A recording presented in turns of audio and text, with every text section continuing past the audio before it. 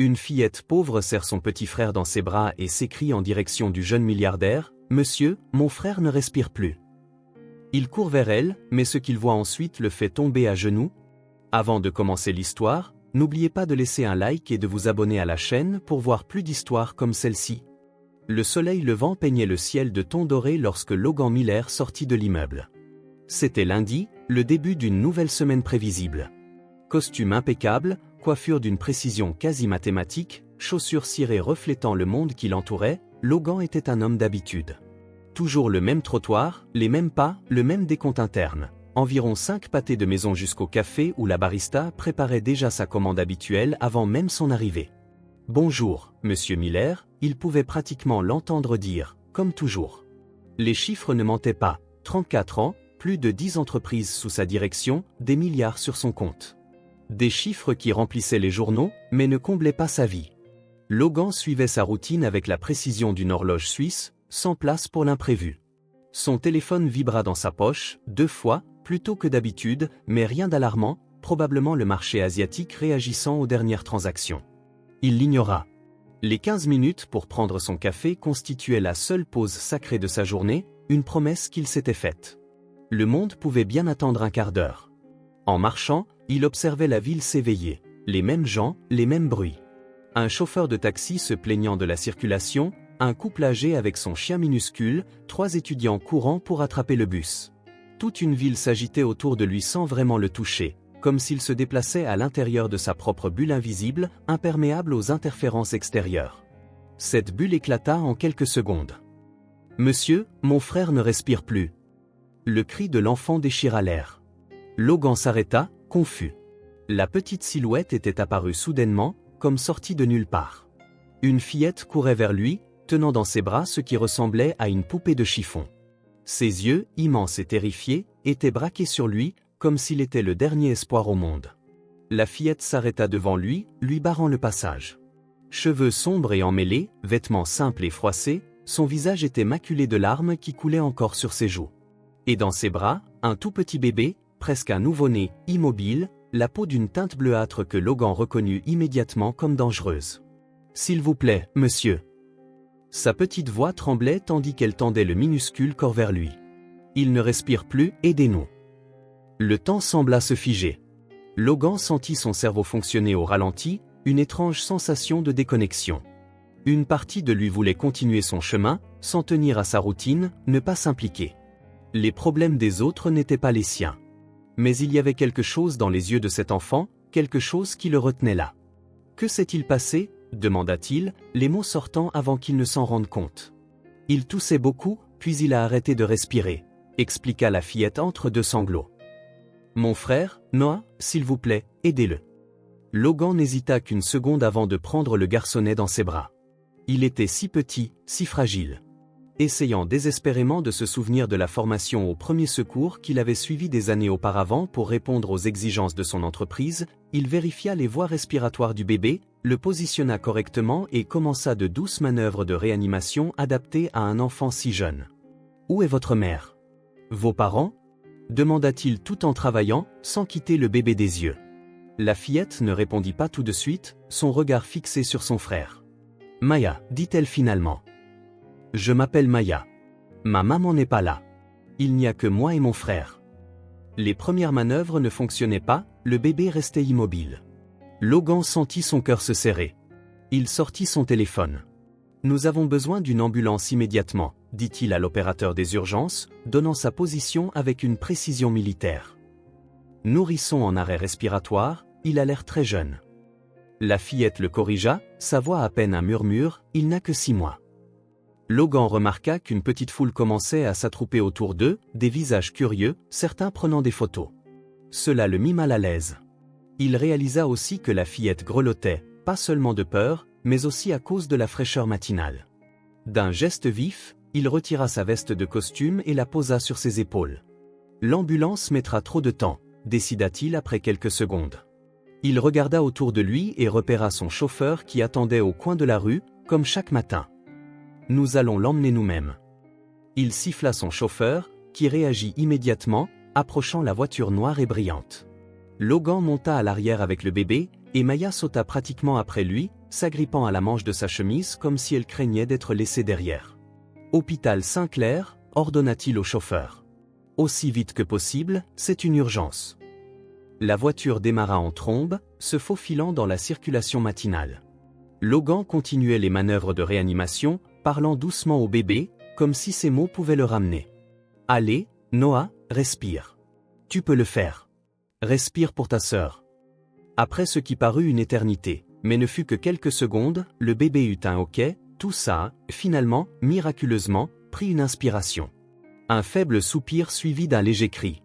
Logan ressentit un soulagement si intense qu'il en fut momentanément étourdi. « Il respire », cria Maya en sautant sur le siège. « Noah.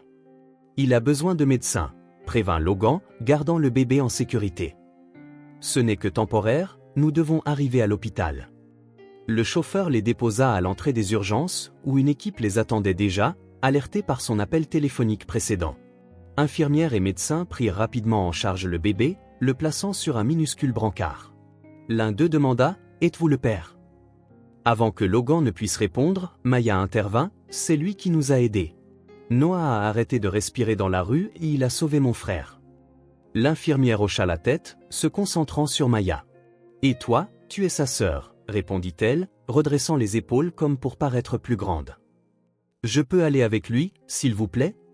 L'équipe médicale emmena Noah à l'intérieur, autorisant Maya à les accompagner. Logan resta dans le hall, soudain désorienté, comme s'il se réveillait d'un rêve. Son costume impeccable était froissé, sa chemise tachée, ses cheveux en désordre. Rien dans son apparence ne ressemblait au dirigeant contrôlé qui avait quitté sa maison une demi-heure plus tôt. Il devrait partir maintenant. Il avait fait sa part. Les enfants étaient entre de bonnes mains médicales. Sa journée était minutieusement planifiée, réunions importantes, décisions valant des milliards de dollars à prendre. Il commença à marcher vers la sortie, mais quelque chose l'arrêta. Les yeux de la fillette. Maya. Un regard de peur, de vulnérabilité, mais aussi d'une force remarquable pour quelqu'un de si petit. « Monsieur » appela la réceptionniste. « Nous avons besoin des informations des enfants pour le dossier. Êtes-vous un parent ?»« Non » répondit-il automatiquement.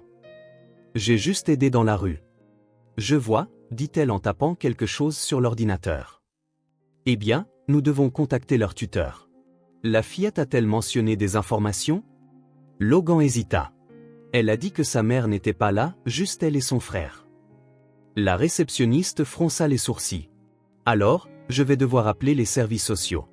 Les mineurs non accompagnés nécessitent une surveillance. Cette déclaration déclencha quelque chose chez Logan. Services sociaux signifiait le système. Cela signifiait la séparation. Ces deux enfants pourraient être envoyés dans des familles d'accueil différentes, perdus dans le labyrinthe bureaucratique qu'il ne connaissait que trop bien. « Attendez », dit-il, se surprenant lui-même. « Je vais rester avec eux pour l'instant, jusqu'à ce que nous trouvions leurs parents. » La femme le regarda, surprise. « Vous n'êtes pas un parent, vous n'avez pas d'autorisation légale. » Logan Miller n'avait pas l'habitude d'entendre non. Son nom ouvrait des portes, son argent levait les obstacles. Il desserra sa cravate et s'approcha du comptoir. « Je suis Logan Miller. Je crois que l'hôpital possède une aile pédiatrique fraîchement rénovée portant mon nom à l'entrée. » Ce n'était pas de l'arrogance, c'était un fait. Sa fondation avait fait don de millions à cet hôpital l'année précédente. Je serai responsable de ces enfants temporairement, pendant que nous enquêtons sur leur situation. Je signerai tous les documents nécessaires. Quelques minutes plus tard, il était assis dans la salle d'attente, signant des papiers. Son téléphone continuait de vibrer dans sa poche. Réunion manquée, affaire en suspens. Pour la première fois depuis des années, Logan s'en moquait. Une heure passa, puis une autre. Le téléphone finit par se taire. Probablement son assistante avait-elle réorganisé son emploi du temps en réalisant que quelque chose de grave s'était produit. Logan resta sur l'inconfortable chaise de la salle d'attente, observant la porte par laquelle Maya et Noah avaient disparu. Finalement, un médecin apparut, l'air sérieux mais pas alarmé. « Monsieur Miller ? Je suis le docteur Chen, responsable du cas du bébé Noah. Comment va-t-il ? » Stable maintenant. Il a apparemment eu un cas sévère de bronchiolite qui a conduit à une obstruction temporaire des voies respiratoires. Nous le traitons avec de l'oxygène et des médicaments. Il restera en observation, probablement pendant quelques jours. Logan hocha la tête, absorbant les informations. Et la sœur, Maya? Le médecin sourit légèrement. Elle refuse de quitter le chevet de son frère. Nous avons essayé de la convaincre de se reposer, mais... Il haussa les épaules. C'est une enfant déterminée. Puis-je les voir? Le médecin le conduisit à travers un long couloir jusqu'à une zone pédiatrique colorée, bien qu'elle conservât l'inévitable ambiance clinique d'un hôpital. Dans une petite chambre, Noah reposait dans un lit d'hôpital, des tubes et des moniteurs attachés à son minuscule corps. À côté de lui, sur une chaise bien trop grande pour elle, Maya était assise, droite, vigilante, ses yeux ne quittant jamais le visage de son frère. Elle se tourna en entendant la porte, en voyant Logan, quelque chose sur son visage s'illumina momentanément. « Vous êtes revenu, dit-elle, comme si elle constatait un fait surprenant. « Oui, confirma Logan en s'approchant prudemment. « Comment va-t-il? Le médecin a dit qu'il irait bien, mais il doit rester ici. » Sa voix était faible mais ferme. « Je reste avec lui. » Logan regarda le moniteur cardiaque, les chiffres, les lignes, des données avec lesquelles il s'était toujours senti à l'aise. Ce qu'il ne comprenait pas, c'était le serrement dans sa gorge en regardant cette petite fille, seule, prendre soin de son frère malade. « As-tu faim » demanda-t-il, remarquant qu'il était déjà bien après l'heure du déjeuner. Maya hésita, puis secoua la tête. « Je ne peux pas partir. S'il se réveille et ne me voit pas, il aura peur. » Logan hocha la tête, reconnaissant sa logique. Il sortit son téléphone et passa un appel rapide. Une demi-heure plus tard, une infirmière apporta un plateau de nourriture chaude, non pas le repas standard de l'hôpital, mais d'un restaurant voisin, sandwich, soupe, fruits frais. « Nous n'autorisons habituellement pas. »« Enfin, peu importe, » remarqua l'infirmière, reconnaissant qui avait commandé. « Les règles sont flexibles dans certains cas. » Maya jeta un coup d'œil à la nourriture, puis à Logan, méfiante. « C'est bon, l'assura-t-il. Tu as besoin de manger pour garder tes forces, pour t'occuper de ton frère. » Cet argument fonctionna. Elle mangea lentement, toujours sur ses gardes. Logan tenta quelques questions simples où ils vivaient, où étaient leurs parents, mais n'obtint que des réponses vagues ou le silence. Elle avait clairement l'habitude de ne révéler que très peu. Les heures passèrent. Logan envoya des messages, annulant tous ses rendez-vous de la journée. Il s'assit sur une chaise dans un coin de la chambre, travaillant sur sa tablette lorsque c'était nécessaire, mais surtout observant. Observant comment Maya parlait à Noah, même pendant son sommeil, lui racontant des histoires douces, comment elle rajustait la couverture inutilement, comment ses yeux, bien qu'épuisés, refusaient de se fermer.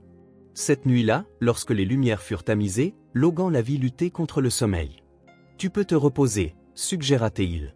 « Je vais le surveiller. » Maya secoua la tête obstinément. « Je m'occupe toujours de lui. »« Toujours ?»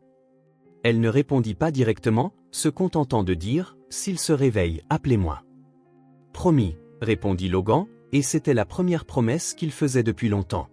Finalement, la fatigue l'emporta. Maya s'endormit dans le fauteuil surdimensionné, son petit corps recroquevillé dans une position qui lui causerait sûrement des courbatures au matin. Logan se leva doucement, prit une couverture supplémentaire dans l'armoire de l'hôpital et la couvrit délicatement pour ne pas la réveiller. Il resta là, entre le berceau de Noah et la chaise de Maya, deux enfants inconnus qui, pour une raison incompréhensible, avaient croisé son chemin parfaitement planifié. Il sortit son téléphone et regarda les dizaines de notifications, messages urgents, emails marqués comme prioritaires.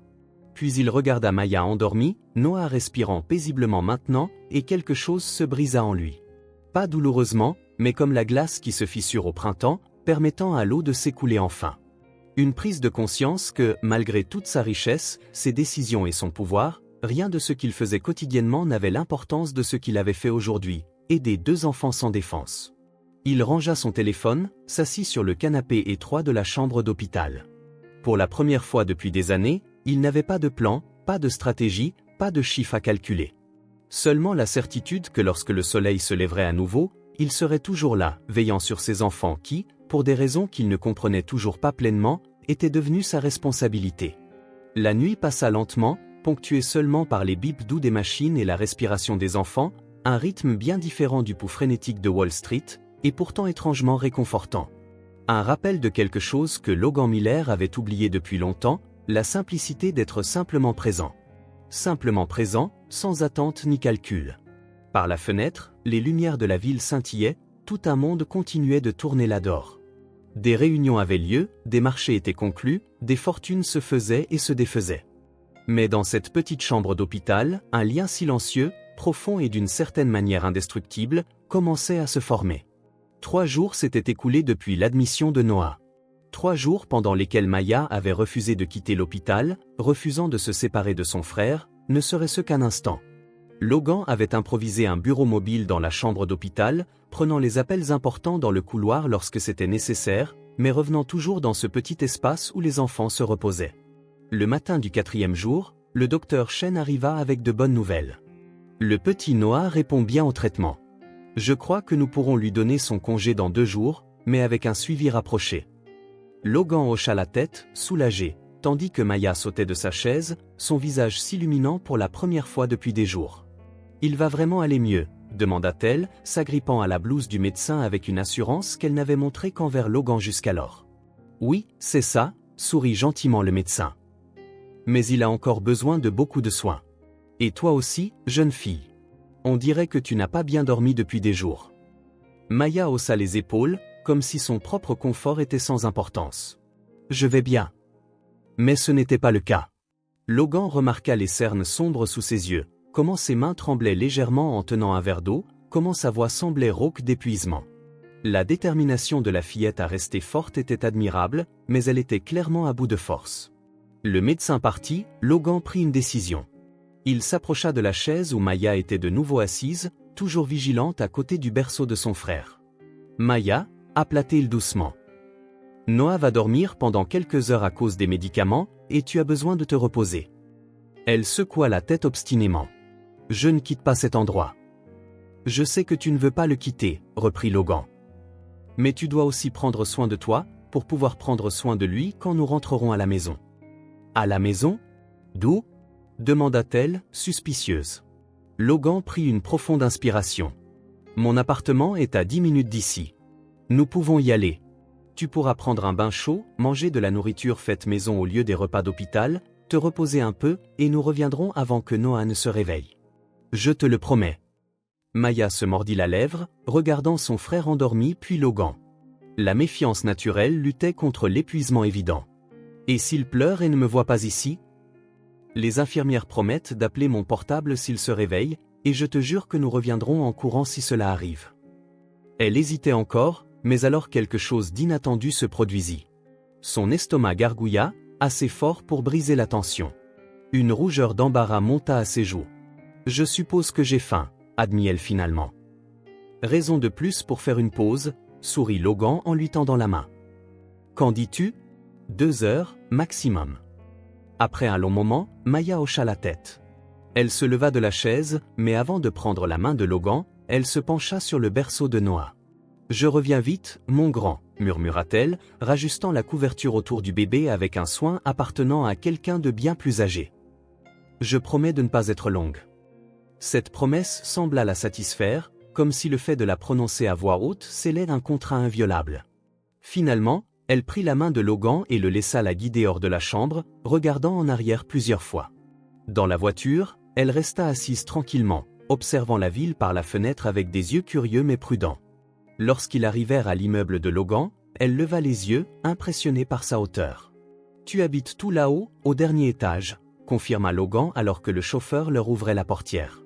« Comme un géant dans une tour ?» demanda-t-elle, pour la première fois avec une voix d'enfant. Logan sourit.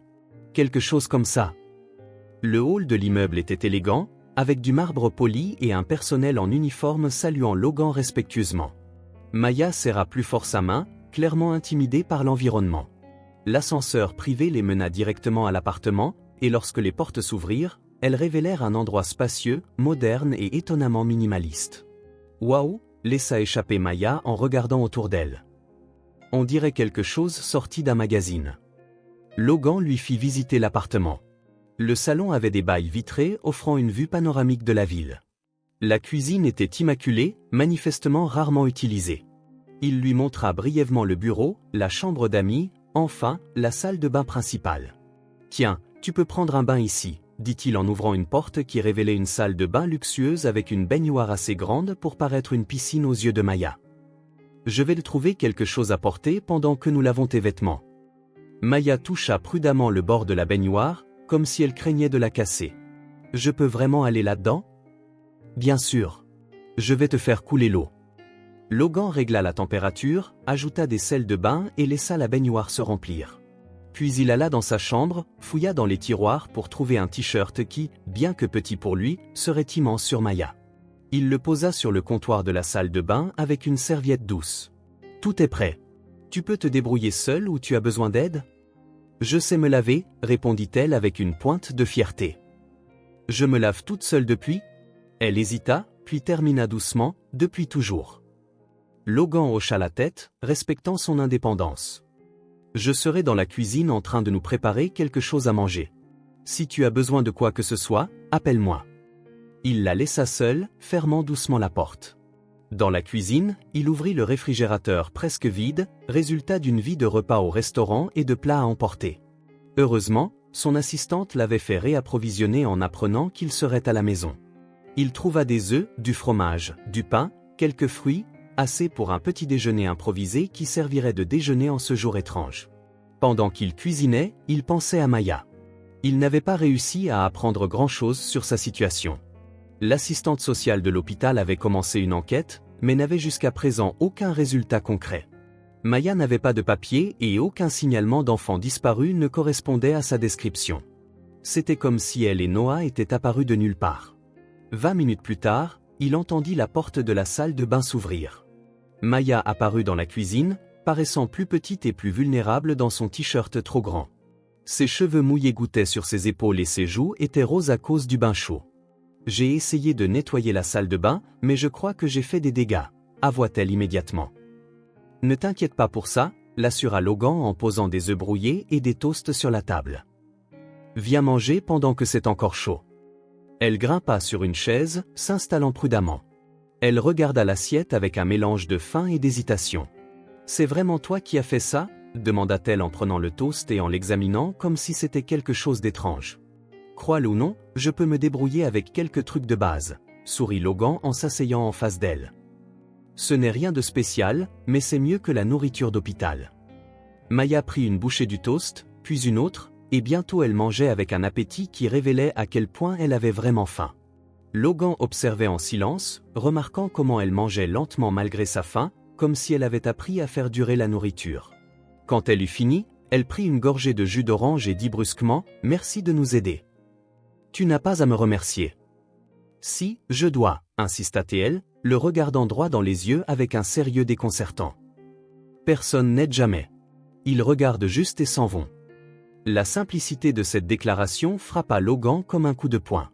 Combien de fois avait-il lui-même regardé et s'était détourné de situations difficiles, de personnes dans le besoin?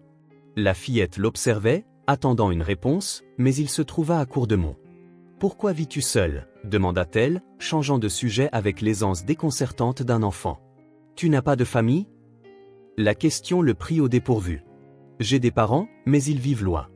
J'ai toujours été très indépendant. » « C'est quoi, indépendant ? » Ça veut dire que tu fais les choses par toi-même, sans avoir besoin d'aide. Maya réfléchit à cela. Alors, je suis indépendante aussi. Je m'occupe de Noah toute seule. Sa déclaration, prononcée si naturellement, soulignait le problème même que Logan avait évité. Il sentit qu'il était temps de réessayer. Maya, commença-t-il prudemment. Où est ta maman ? Ou ton papa ? Elle baissa les yeux, jouant avec un morceau de toast dans son assiette. Pendant un instant, Logan pensa qu'elle allait se refermer à nouveau, mais ensuite elle parla à voix basse, « Ma maman est partie. Elle a dit qu'elle allait acheter du lait, mais elle n'est jamais revenue. » Quand est-ce arrivé ? Je ne sais pas. Il y a beaucoup de jours. Avant que Noah ne tombe malade. Et ton papa ? Maya haussa les épaules. Jamais rencontré. Logan garda un ton neutre, ne voulant pas l'effrayer maintenant qu'elle s'ouvrait enfin. Alors, tu t'occupes de Noah toute seule depuis que ta maman est partie. Elle hocha la tête, le mouvement presque imperceptible. On avait un peu de nourriture dans le frigo, puis il n'y en a plus eu. Alors je suis sorti demander de l'aide quand Noah a commencé à devenir bleu. La simplicité de son récit contrastait avec l'ampleur de la situation. Une petite enfant s'occupant seule d'un bébé de 6 mois, sans nourriture, jusqu'à un moment désespéré qui les avait réunis sur le trottoir. « Où habitiez-vous ? demanda-t-il, essayant de recueillir des informations qui pourraient aider à les localiser dans le système. Dans un vieil immeuble. Notre appartement était petit. Il y avait des rats. Elle frissonna légèrement. Je n'aime pas les rats. Et ta maman, comment s'appelle-t-elle? Tessa, répondit Maya. Tessa Collins. Logan nota mentalement le nom. C'était un début pour l'enquête. As-tu d'autres membres de ta famille? Grands-parents, oncles? Maya secoua la tête. Juste nous. Maman disait toujours que c'était nous trois contre le monde. L'expression, clairement répétée de sa mère absente, portait une tristesse qui ne correspondait pas à un enfant si jeune. Logan sentit un pincement au cœur. Maya, je veux que tu saches que tu n'es plus seule maintenant. Je vais vous aider, toi et Noah. Je te le promets. Elle le regarda avec un mélange d'espoir et de méfiance. Les gens promettent toujours des choses. Je tiens mes promesses, dit Logan fermement. Toujours. Quelque chose dans son ton sembla la convaincre, du moins pour le moment. Elle hocha la tête, acceptant sa parole pour l'instant. On peut retourner voir Noah maintenant, demanda-t-elle en repoussant l'assiette vide. Bien sûr. Mais il dormira encore, et toi aussi, tu as besoin de repos. Je n'ai pas sommeil, protesta-t-elle, mais un bâillement la trahit. Logan sourit. La chambre d'amis est prête. Tu peux t'allonger un peu pendant que j'appelle l'hôpital pour prendre des nouvelles de Noah. À sa surprise, Maya ne discuta pas davantage. Elle le suivit jusqu'à la chambre d'amis, grimpant sur le lit qui était bien trop grand pour elle. Logan tira une couverture légère sur elle. Je serai dans le salon, promit-il. Repose-toi un peu. Il était sur le point de partir quand une petite voix le rappela. As-tu du papier et des crayons? Oui. Tu veux dessiner? Elle hocha la tête. Je dessine toujours pour Noah, pour qu'il puisse voir quand il se réveille. Logan alla chercher un bloc-notes et des crayons de couleur qu'il gardait dans son bureau. Quand il revint, Maya était déjà installée contre les oreillers. Merci, dit-elle en prenant les fournitures avec un soin respectueux. De rien. Qu'est-ce que tu aimes dessiner? Des choses joyeuses, répondit-elle simplement. Pour que Noah ne se sente pas triste à l'hôpital. Logan la laissa dessiner et retourna au salon, où il vérifia ses messages. L'hôpital confirma que Noah restait stable et endormi. Son assistante avait reprogrammé toutes les réunions et envoyé les documents les plus urgents pour signature numérique. Le monde continuait de tourner, mais d'une manière ou d'une autre, cela semblait moins important maintenant. Il passa 1 heure à répondre aux emails essentiels. Lorsqu'il alla voir Maya, il la trouva endormie, le bloc à dessin et les crayons éparpillés sur le lit. Il les rassembla soigneusement pour ne pas la réveiller et regarda les dessins. Des silhouettes simples et colorées, une représentation d'elle et de son frère souriant, des nuages, un soleil jaune vif. Et sur la dernière page, 3 silhouettes ensemble. Il se reconnut comme la plus grande silhouette, en costume, à côté de ce qui devait être Maya et Noah. Quelque chose dans cette représentation enfantine d'une famille improvisée le toucha profondément. Il mit les dessins de côté doucement et laissa Maya dormir, fermant la porte sans bruit. De retour dans le salon, il s'assit avec son ordinateur portable ouvert, mais ne put se concentrer sur son travail. Son esprit revenait sans cesse à l'histoire de Maya, une mère abandonnant 2 jeunes enfants, une enfant s'occupant d'un bébé de 6 mois, aucun système de soutien. Sur l'écran de l'ordinateur, il ouvrit une nouvelle fenêtre de navigateur et tapa le nom Tessa Collins. Peut-être pourrait-il trouver un indice, un dossier qui pourrait éclairer la situation. Il ne s'attendait pas au sentiment protecteur qui grandissait en lui. Maya et Noah étaient entrés dans sa vie par hasard, un cri désespéré sur le trottoir, un moment qu'il aurait pu manquer s'il avait quitté la maison 5 minutes plus tôt ou plus tard. Et maintenant, d'une manière ou d'une autre, il se sentait responsable d'eux. 2 heures plus tard, comme promis, il réveilla Maya doucement. Elle se réveilla instantanément, les yeux grands ouverts, comme si elle avait été surprise en train de faire quelque chose de mal. Noah fut le premier mot qu'elle prononça en se redressant brusquement. Il va bien, l'assura Logan. J'ai appelé l'hôpital il y a 10 minutes. Il dort toujours paisiblement. Elle se détendit visiblement. On peut y retourner maintenant? Bien sûr. J'ai des vêtements propres pour toi. Il lui montra un sac contenant des articles pour enfants qu'il avait demandé à son assistante d'acheter pendant que Maya dormait. Elle regarda les nouveaux vêtements avec étonnement. Ils sont pour moi? Oui, j'espère qu'ils te vont. Maya les prit délicatement, comme s'ils étaient fragiles. Logan la laissa s'habiller seule, revenant lorsqu'elle l'appela. Elle était prête, dans une robe simple et des baskets neuves, les cheveux toujours en désordre mais le visage plus reposé. « Tu as meilleure mine, commenta-t-elle. »« Noah me manque, répondit-elle, évitant tout commentaire sur les nouveaux vêtements, bien que ses doigts caressassent discrètement le tissu. Alors, retournons le voir. Sur le chemin du retour à l'hôpital, Maya regardait par la fenêtre de la voiture, plus détendue qu'auparavant, tenant le bloc à dessin sur ses genoux. Elle parla soudain. Ton appartement est joli, mais vraiment silencieux. Que veux-tu dire? Il n'y a pas de bruit, pas de gens. Elle se tourna vers lui. Tu ne te sens pas seul là-bas? La question, si simple et directe, frappa Logan en un point vulnérable qu'il reconnaissait rarement. Parfois, Rami. Mais j'y suis habitué. Je n'aime pas être seul, avoua Maya. C'est mieux quand quelqu'un est là, même s'il dort. Logan hocha la tête, comprenant ce sentiment plus profondément qu'il ne voulait l'admettre. Je suis d'accord. C'est mieux de ne pas être seul. Lorsqu'ils arrivèrent à l'hôpital, Maya courut dans la chambre de Noah, impatiente de voir son frère. Logan suivit plus lentement, portant le sac avec ses dessins et quelques vêtements supplémentaires qu'ils avaient achetés. Dans la chambre, ils trouvèrent Noah réveillé, regardant autour de lui avec de grands yeux curieux. Maya se précipita vers son berceau, rayonnante. « Mon grand, je t'ai apporté de nouveaux dessins. » Le bébé sourit à la vue de sa sœur, agitant les bras. L'infirmière de service sourit à Logan. Il s'est réveillé il y a un petit moment. Il va beaucoup mieux aujourd'hui. Logan regarda les frères et sœurs se retrouver, la joie pure sur le visage de Maya en voyant Noah aller mieux, la façon dont le bébé répondait à sa voix. Un lien si fort, si pur. Quelque chose que l'argent ne pouvait acheter, quelque chose que le pouvoir ne pouvait créer. À cet instant, il fit une promesse silencieuse, non seulement à Maya et Noah, mais à lui-même. Il ne savait pas exactement ce que l'avenir réservait ni comment cette situation improbable se terminerait, mais il savait qu'il n'abandonnerait pas ses enfants. Quelque part, en cours de route, ils étaient devenus trop importants. Maya scotcha les dessins colorés au mur à côté du berceau, expliquant chacun d'eux à Noah comme s'il pouvait tout comprendre. Le bébé gazouillait joyeusement, répondant à l'attention de sa sœur. Logan sourit en regardant la scène. Pour la première fois depuis des années, il se sentait vraiment présent, ne pensant pas à la prochaine étape, à la prochaine acquisition, au prochain objectif à atteindre. Juste là, témoin de quelque chose de précieux et de fragile.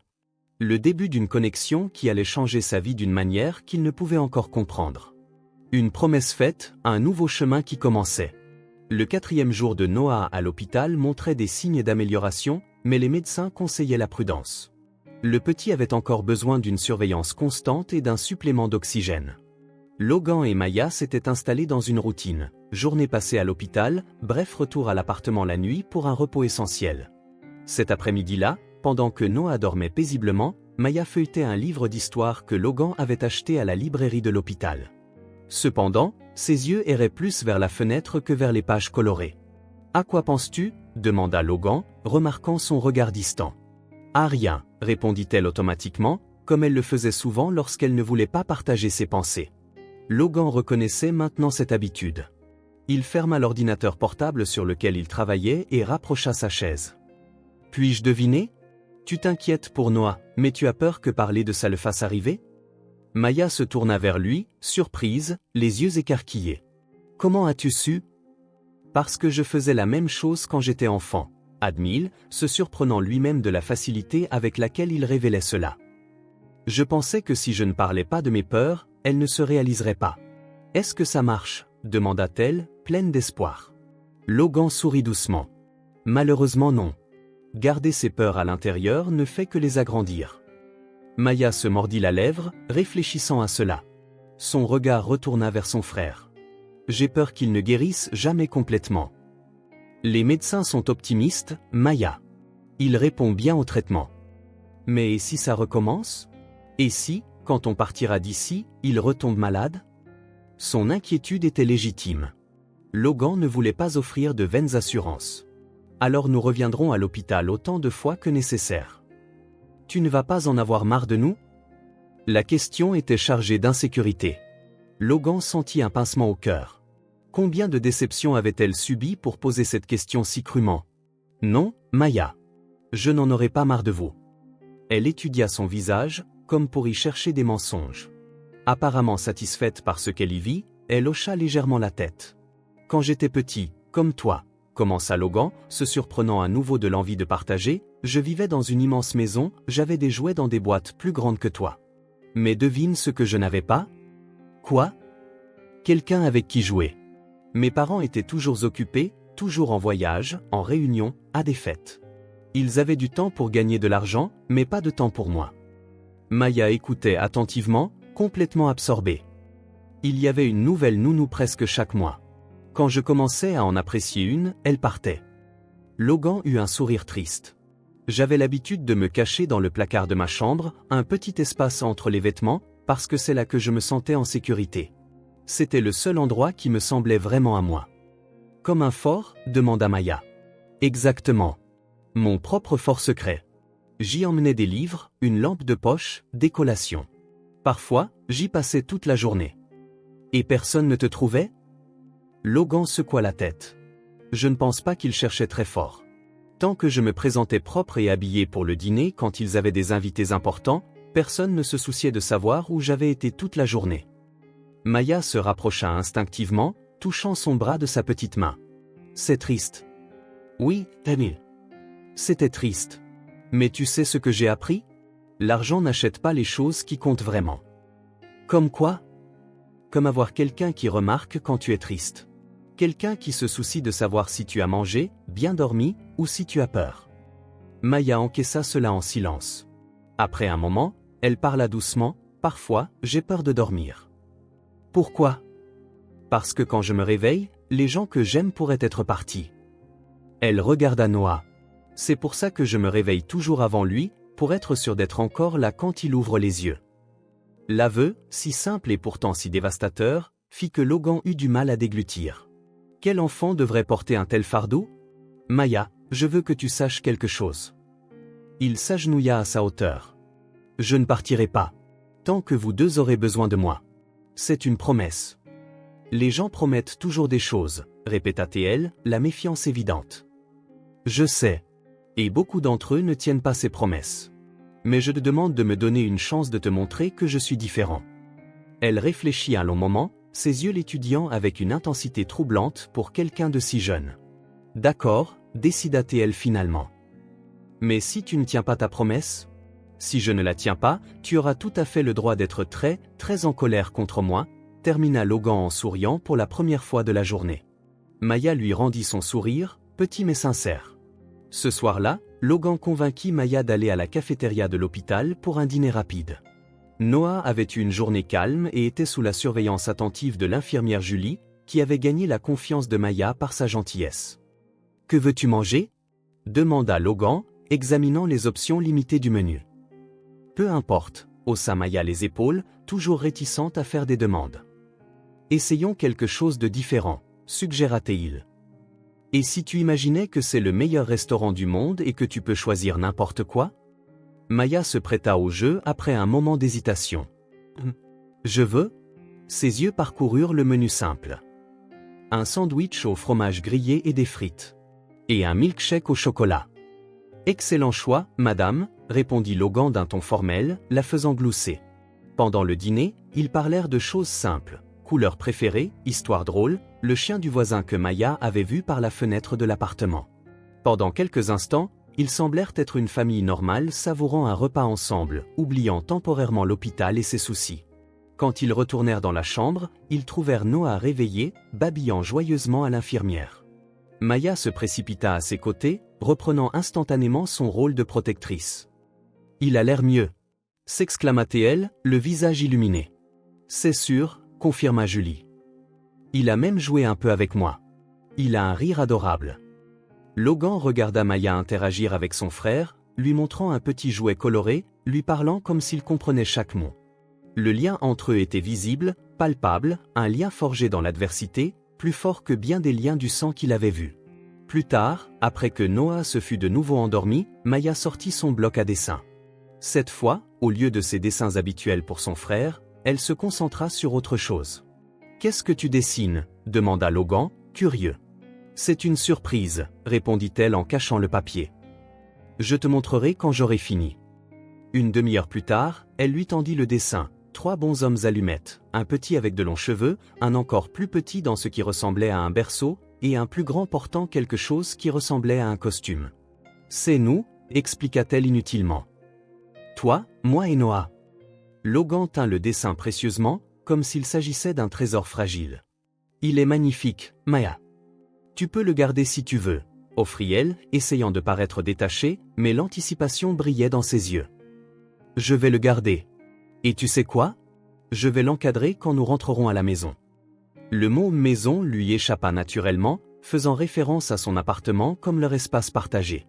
Maya ne commenta pas, mais un petit sourire apparut sur son visage. Cette nuit-là, lorsque Maya s'endormit enfin sur la chaise à côté du berceau de l'hôpital, Logan posa doucement une couverture sur elle. Il resta là, observant les 2 enfants endormis, si différents de tout ce qu'il avait eu dans sa vie, et pourtant si étrangement familiers. Il sortit son téléphone, vit les dizaines de notifications de travail sans réponse, pour la première fois depuis des années, ne ressentit aucune culpabilité à les ignorer. À la place, il ouvrit l'appareil photo et prit une photo douce de Maya et Noah dormant paisiblement. C'était une image qu'il n'aurait jamais imaginé vouloir capturer, encore moins conserver. Mais maintenant, cela semblait la chose la plus naturelle du monde. Un moment de calme au milieu du chaos, une oasis de connexion dans une vie définie par une solitude fonctionnelle. Il définit la photo comme fond d'écran de son téléphone. Un petit geste qui semblerait sans importance à un observateur extérieur, mais pour Logan Miller, il représentait une révolution silencieuse, une déclaration sans mots que quelque chose avait changé de manière irréversible. Ces 2 petits êtres humains n'étaient plus des étrangers qui avaient croisé son chemin. Ils étaient une famille. Le mot était si simple et pourtant si complexe, se formant dans son esprit avec une facilité surprenante. Famille. Pas celle dans laquelle il était né, mais celle sur laquelle il était tombé dans une rue animée. Celle qu'il avait choisie et qui, d'une manière mystérieuse, l'avait choisie aussi. La 6e nuit de Noah à l'hôpital commença comme les précédentes. Logan travaillait sur son ordinateur portable, répondant aux emails essentiels, tandis que Maya dessinait à côté du berceau de son frère. Le bébé dormait tranquillement, avec des améliorations progressives qui encourageaient les médecins. La sortie était probable dans les jours à venir si les progrès continuaient. C'est pourquoi l'alarme soudaine du moniteur cardiaque prit tout le monde au dépourvu. Maya laissa tomber ses crayons, les yeux écarquillés de terreur. Logan sauta sur ses pieds alors que les infirmières se précipitaient dans la chambre, s'affairant autour du berceau avec une efficacité urgente. « Que se passe-t-il » demanda Logan, tirant Maya près de lui pour la tenir à l'écart de l'équipe. Sa saturation en oxygène chute rapidement, répondit une infirmière sans quitter les moniteurs des yeux. Appelez le docteur Chen, maintenant. Maya resta absolument immobile dans les bras de Logan, figée. Son visage devint pâle, ses yeux fixés sur le chaos organisé entourant son frère. Nous devons l'emmener pour des procédures, annonça une infirmière, déverrouillant déjà les roues du berceau. Nous vous tiendrons au courant dès que possible. En quelques secondes, Noah fut emmené hors de la chambre, laissant derrière lui un silence oppressant. Le cœur de Logan battait la chamade, mais il garda une voix calme. « Maya, ça va ?» Aucune réponse. Elle fixait toujours l'espace vide où se trouvait le berceau de son frère. Logan s'agenouilla devant elle. « Maya, regarde-moi. » Lentement, ses yeux se tournèrent vers lui, mais il semblait absent, comme si elle ne le voyait pas vraiment. « Noah ira bien, » dit Logan, essayant de transmettre une certitude qu'il ne ressentait pas pleinement. « Les médecins ici sont excellents, ils prendront soin de lui. » Elle cligna des yeux plusieurs fois, semblant enfin enregistrer ses mots. Mais au lieu de parler ou de pleurer, elle se tourna simplement, marcha jusqu'à la chaise dans le coin de la pièce et s'assit, serrant ses genoux contre sa poitrine. Logan respecta son silence, comprenant qu'elle encaissait le choc à sa manière. Plutôt que de forcer la conversation, il s'assit sur une chaise voisine, présent mais lui laissant de l'espace. Les minutes s'étirèrent comme des heures.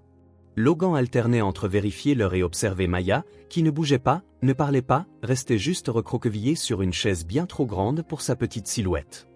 Lorsque le docteur Chen revint enfin, près d'une heure plus tard, tous 2 se levèrent simultanément. Noah a eu une complication respiratoire, expliqua le médecin, le visage sérieux mais contrôlé. L'infection a provoqué une accumulation de liquide dans ses poumons que nous n'avions pas détecté. Nous avons effectué une procédure pour le drainer et augmenter les antibiotiques. Va-t-il s'en sortir ? La voix de Logan sortit plus tendue qu'il ne l'aurait voulu. Le docteur Chen jeta un bref coup d'œil à Maya avant de répondre, choisissant soigneusement ses mots. Les prochaines 24 heures sont critiques. Il est stable maintenant, mais nous devrons le surveiller constamment. Pouvons-nous le voir? Les premiers mots de Maya depuis l'incident surprirent les deux adultes. Il a été transféré en soins intensifs pédiatriques, répondit doucement le médecin. Vous pouvez le voir, mais seulement quelques minutes pour l'instant. Aux soins intensifs, l'impact fut évident. Noah paraissait encore plus petit, connecté à davantage d'appareils, un tube d'intubation remplaçant la canule nasale. Maya se figea à l'entrée, hésitante. Logan lui prit la main, la sentant trembler légèrement. C'est normal d'avoir peur, lui murmura-t-il. J'ai peur aussi.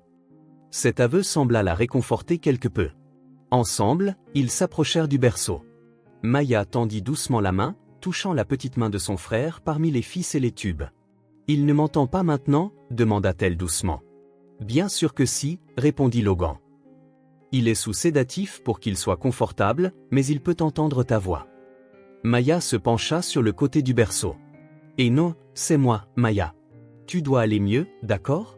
On a vraiment besoin de toi. » La simplicité de sa supplique fit que Logan se détourna pour cacher l'émotion qui menaçait de le submerger.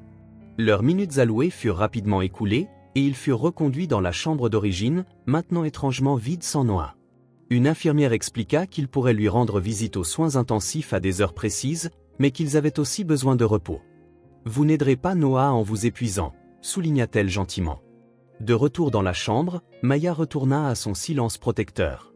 Elle refusa de manger et ne répondit que par des gestes minimaux chaque fois que Logan essayait de lui parler. À la tombée de la nuit, il réalisa qu'ils avaient besoin d'une pause. « Maya, nous devons rentrer à la maison pour nous reposer un peu. » Elle secoua la tête avec véhémence, les yeux toujours fixés sur l'espace vide où aurait dû se trouver le berceau de son frère. « Les médecins appelleront si quelque chose change, » insista Logan. « Nous reviendrons à la première heure demain matin. »« Non, » déclara-t-elle fermement. « Je ne veux pas partir. » Logan soupira, comprenant sa peur. « Maya, regarde-moi. » Elle se tourna à contre-cœur. « Je sais que tu as peur. Moi aussi. Mais rester ici, dans cette chambre vide, pendant que Noah est aux soins intensifs, ne l'aidera pas. Nous devons nous reposer pour être forts pour lui demain. » Et s'il... Elle déglutit difficilement, incapable de terminer sa phrase. « Noah se bat, » dit Logan fermement. « Et nous devons nous battre aussi. Une partie de ce combat consiste à prendre soin de nous pour pouvoir prendre soin de lui. » Maya resta silencieuse, réfléchissant à ces mots. Finalement, d'une voix à peine audible, elle demanda « Promets que nous reviendrons tôt, avant qu'il ne se réveille. »« Je te le promets. » Le trajet de retour à la maison fut oppressant de silence. Dans l'ascenseur, Logan remarqua que Maya semblait encore plus petite, comme si elle rétrécissait physiquement sous le poids de son inquiétude. À l'appartement, elle se dirigea directement vers la chambre qu'elle partageait avec son frère, s'arrêtant à la porte en la voyant partiellement vide sans le berceau de Noah, qui était toujours à l'hôpital. C'en était trop. Le silence qu'elle avait maintenu pendant des heures se brisa enfin. Un sanglot s'échappa, puis un autre, et soudain son petit corps fut secoué par des pleurs désespérés qui semblaient venir du plus profond d'elle-même. Logan n'hésita pas. Il s'agenouilla et ouvrit les bras. À sa surprise, Maya courut vers lui, enfouissant son visage dans sa poitrine, ses petites mains s'agrippant à sa chemise comme si elle craignait d'être emportée par un courant invisible. « J'ai tellement peur » avoua-t-elle entre deux sanglots. « Tellement, tellement peur. »« Je sais » répondit Logan en la serrant fort. « Je sais. » « Et s'il meurt ? Et s'il meurt et que je suis toute seule ?» La question directe, dévastatrice, serra le cœur de Logan. « Maya, nous faisons tout ce que nous pouvons. Les médecins, les infirmières, tout le monde se bat pour Noah. Mais parfois, ça ne suffit pas, rétorqua-t-elle, une sagesse douloureuse dans ses mots. Parfois, les gens partent quand même. » Logan ne pouvait nier cette vérité. À la place, il offrit la seule certitude qu'il pouvait.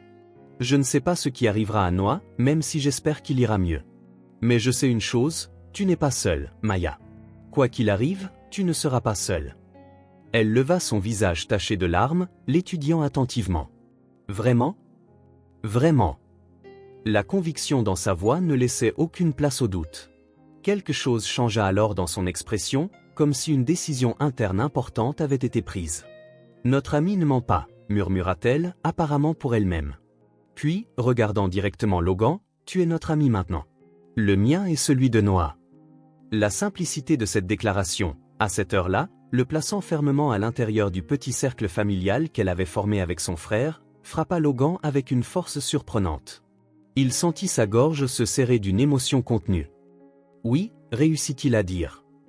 Je suis votre ami. Toujours. Les sanglots de Maya se calmèrent progressivement, l'épuisement, tant émotionnel que physique, finissant par la rattraper. Logan la persuada de prendre une douche chaude et de manger quelque chose de léger. Puis il lui suggéra d'essayer de dormir un peu. Je ne peux pas, protesta-t-elle. Je n'arrête pas de penser à Noah, tout seul là-bas. Il n'est pas seul, la rassura Logan. Les infirmières sont avec lui tout le temps. Mais ce n'est pas pareil, insista Maya. Elles ne savent pas qu'il aime quand on fait des voix drôles ou qu'il a peur du noir. Logan sentit une vague d'admiration pour cet enfant qui, même dans sa propre douleur, s'inquiétait du confort de son frère. Que dirais-tu de ça? Tu me racontes toutes ces choses sur Noah, et demain matin, nous les dirons aux infirmières pour qu'elles puissent mieux s'occuper de lui jusqu'à ce que nous revenions. La suggestion sembla la calmer quelque peu. Maya commença à énumérer les préférences et les habitudes de son frère, créant un manuel non écrit sur la façon de prendre soin de Noah. Logan écoutait attentivement, posant des questions occasionnelles, jusqu'à ce qu'il remarque ses yeux s'alourdir de fatigue. « Je crois qu'il est temps de dormir, » dit-il doucement. « Je ne veux pas rester dans la chambre sans Noah, » admit-elle. « Préférerais-tu dormir dans la chambre d'amis » Elle hésita. « Je peux m'asseoir sur le balcon un petit moment d'abord ? Je regarde toujours les étoiles quand j'ai peur. » Bien sûr. Le balcon offrait une vue panoramique de la ville. Maya s'assit sur un banc rembourré, contemplant le ciel nocturne. Logan apporta une couverture légère et la posa sur ses épaules avant de s'asseoir à côté d'elle.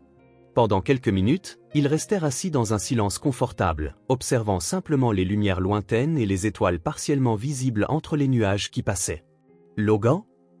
Maya rompit le silence. « Penses-tu que tout le monde a une place dans le monde ?» La question philosophique, venant de quelqu'un de si jeune, le surprit. « Que veux-tu dire ?»« Un endroit où l'on appartient vraiment. Où les choses ont un sens. » Logan réfléchit un moment. « Je pense que nous cherchons tout ça, oui. Même si ce n'est pas toujours facile à trouver. As-tu trouvé la tienne ?» La question toucha une corde sensible. Logan, qui avait passé des années à bâtir un empire et à accumuler des richesses, ne s'était jamais vraiment demandé s'il appartenait vraiment quelque part. « Je cherche encore, je suppose, » répondit-il honnêtement.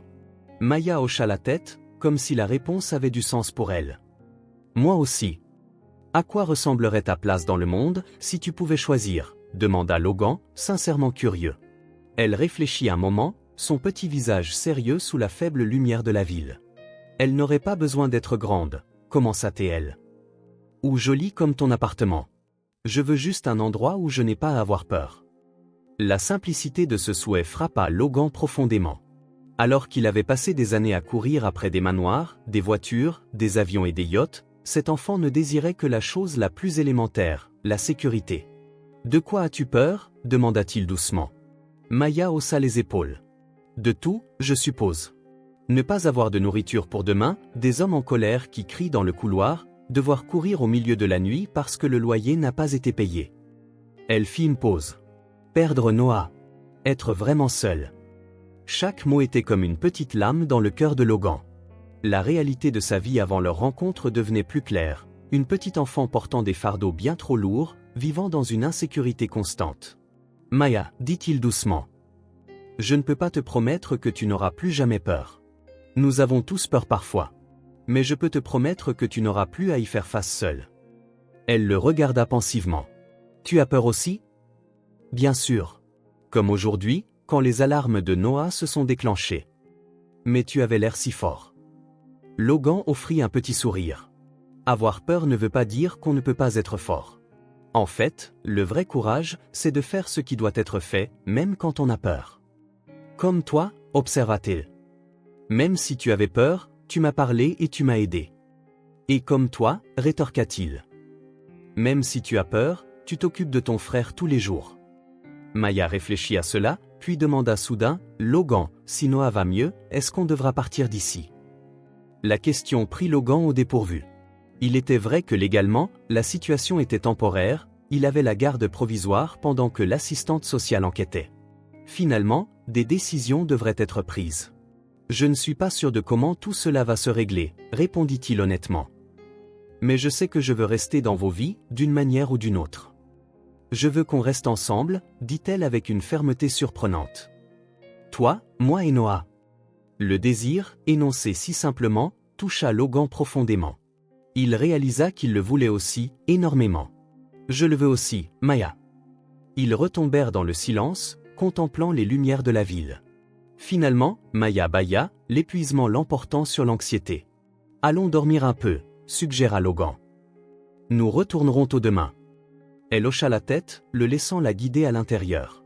Dans la chambre d'amis, Logan l'aborda doucement. Logan, appela-t-elle alors qu'il était presque à la porte. Merci d'être notre ami. C'est mon privilège, dit-il, et chaque mot était sincère. Bonne nuit, Maya. Bonne nuit. Logan ferma doucement la porte et retourna sur le balcon. Les mots de Maya résonnaient dans son esprit, je veux juste un endroit où je n'ai pas peur. Un souhait si élémentaire, si fondamental. Pendant ce temps, il avait dépensé des millions pour des propriétés qu'il visitait à peine, pour des objets qui n'étaient rien de plus que des symboles de statut. Il sortit son téléphone et ouvrit son application bancaire. Après un moment de réflexion, il effectua un virement substantiel à sa fondation caritative, ajoutant une note, initiative de logement sûr pour les familles vulnérables. Ce n'était que le début, il le savait. Son esprit, entraîné à repérer les opportunités et à concevoir des solutions, travaillait déjà sur quelque chose de plus grand, de plus impactant. Pas seulement de la charité, mais des changements structurels. Logan regarda la ligne d'horizon de la ville, qu'il avait toujours traitée comme une simple toile de fond pour ses conquêtes. Combien d'enfants comme Maya et Noah étaient là, en ce moment même? Combien de familles avaient juste besoin de cet endroit sans peur? Ses pensées retournèrent à son enfance solitaire dans un manoir caverneux, au sentiment de déracinement qu'il avait porté même au milieu du luxe. Travailler sans arrêt, amasser des richesses, rien de tout cela n'avait comblé le vide. Mais maintenant, quelque chose était différent. Une petite enfant sur un trottoir avait appelé à l'aide, en répondant, Logan avait trouvé quelque chose qu'il ne savait pas qu'il cherchait. Un but, une connexion, peut-être même une famille. Sous le ciel nocturne, Logan Miller commença à tout repenser, ses priorités, ses objectifs, le sens du succès. L'empire qu'il avait bâti pouvait être réorienté pour créer quelque chose qui comptait vraiment. Son temps, autrefois consacré à accumuler davantage de ce qu'il possédait déjà, pouvait être investi auprès de ceux qui en avaient réellement besoin. 2 enfants avaient ouvert une porte dans sa vie qu'il n'avait pas réalisé qu'elle était fermée, et à travers elle, il commençait à voir un chemin entièrement nouveau. Son téléphone vibra avec un message de l'hôpital, patient Noah stable, signes vitaux revenant à la normale. Logan expira de soulagement. Un petit pas, mais dans la bonne direction. Demain serait un autre jour de combat, mais pour la première fois depuis longtemps, il sentait qu'il se battait pour quelque chose qui comptait vraiment. Il jeta un coup d'œil à la porte de la chambre où Maya dormait et fit une promesse silencieuse à elle, à Noah et à lui-même. Ils trouveraient cette place dans le monde, ensemble. Une place sans peur, une place où appartenir. Après 5 jours angoissants aux soins intensifs, Noah montra enfin une amélioration constante. Le tube respiratoire fut retiré au profit d'une assistance moins invasive, bien qu'il dût encore rester hospitalisé. Les médecins étaient optimistes. C'est un battant, remarqua le docteur Chen lors de la visite matinale. Mais vous deux avez l'air épuisés. C'était vrai. Logan et Maya avaient enduré une routine exténuante, hôpital, appartement, puis de nouveau hôpital. Des cernes profonds sous leurs yeux trahissaient à quel point ils étaient tous les deux drainés. Même l'énergie habituelle de Maya semblait diminuer.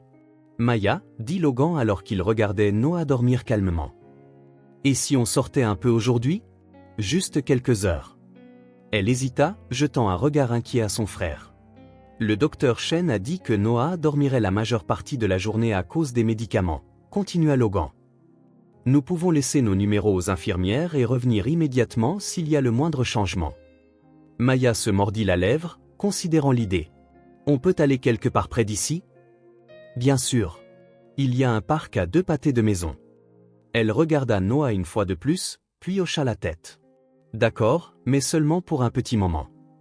Le ciel était d'un bleu parfait lorsqu'ils quittèrent l'hôpital, un de ces rares jours de printemps où le monde semble renouvelé. Maya plissa les yeux à la lumière du soleil sur son visage, comme si elle avait oublié la sensation de la lumière naturelle après tant de jours sous les néons de l'hôpital. « Il fait chaud », observa-t-elle, surprise. « Le temps change vite pendant qu'on est occupé. » Logan sourit, lui tenant la main pendant qu'il marchait. Le parc n'était pas grand, mais il avait une aire de jeu bien entretenue, des arbres feuillus et un petit étang avec des canards. Il n'y avait pas beaucoup de monde, juste quelques familles dispersées, des enfants qui couraient, des couples qui se promenaient. Maya s'arrêta à l'entrée, observant la scène avec un mélange de désir et d'appréhension. « Qu'aimerais-tu faire en premier » demanda Logan. Elle pointa timidement les balançoires. « Je peux ?» ?»« Bien sûr. » Logan la regarda courir vers l'aire de jeu, remarquant qu'elle semblait, pour cet instant, être une véritable enfant, non plus la miniature d'adulte forcée par les circonstances. Sur la balançoire, elle eut besoin d'aide pour démarrer, et il s'exécuta. « Plus haut ?» demanda-t-elle après quelques douces poussées. Logan obtempéra, poussant la balançoire avec plus de force, entendant quelque chose de rare et de précieux, le rire de Maya. Pas le petit rire réservé qu'il avait entendu occasionnellement dans l'appartement, mais un gloussement libre, débridé et contagieux. Après la balançoire vinrent les toboggans, la bascule improvisée avec Logan de l'autre côté, une tentative d'escalade de la structure de jeu.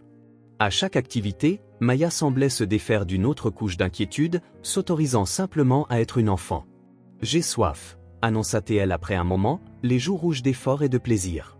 « Je vois un chariot de glace là-bas », pointa Logan. « Qu'en dis-tu » Ses yeux s'illuminèrent. « Je peux choisir n'importe quel parfum. »« Celui que tu veux. » Maya choisit une glace à la fraise avec un nappage au chocolat et des vermicelles colorées, une combinaison flashy qui correspondait à la joie du moment. Logan opta pour un simple bâtonnet glacé au citron. Ils s'assirent sur un banc sous un arbre feuillu, observant les canards sur l'étang pendant qu'ils mangeaient leur glace. Une goutte coula sur le menton de Maya, et elle l'essuya du revers de la main en riant. « Elles font si vite » s'exclama-t-elle. « C'est parce qu'il fait chaud » sourit Logan. « Comment est ta glace ?»« C'est la meilleure glace du monde entier » déclara-t-elle solennellement, comme si elle faisait une importante découverte scientifique. Logan sentit quelque chose se dilater dans sa poitrine, une sensation légère, presque oubliée, la joie simple. Pas la satisfaction de conclure une grosse affaire ou d'acquérir quelque chose de valeur, mais le bonheur pur et simple d'être présent dans un moment parfait. Maya termina sa glace et le regarda, le visage barbouillé de rose et de chocolat. « Merci pour aujourd'hui. »« C'est moi qui devrais te remercier, » répondit-il, surpris de sa propre sincérité. Une femme qui passait sourit à la scène, et Maya attira son attention. « Madame, pourriez-vous nous prendre en photo ?» Logan tendit son téléphone à l'étrangère serviable. Il s'assit plus près de Maya, qui sourit largement à l'appareil photo, le visage encore maculé de glace, les cheveux un peu en désordre à cause du vent. « Dites glace », suggéra la femme.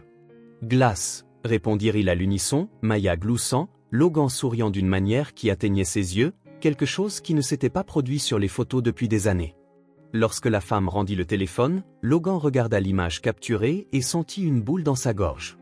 Il était là, méconnaissable pour n'importe lequel de ses associés, sans masque de sérieux, sans posture calculée.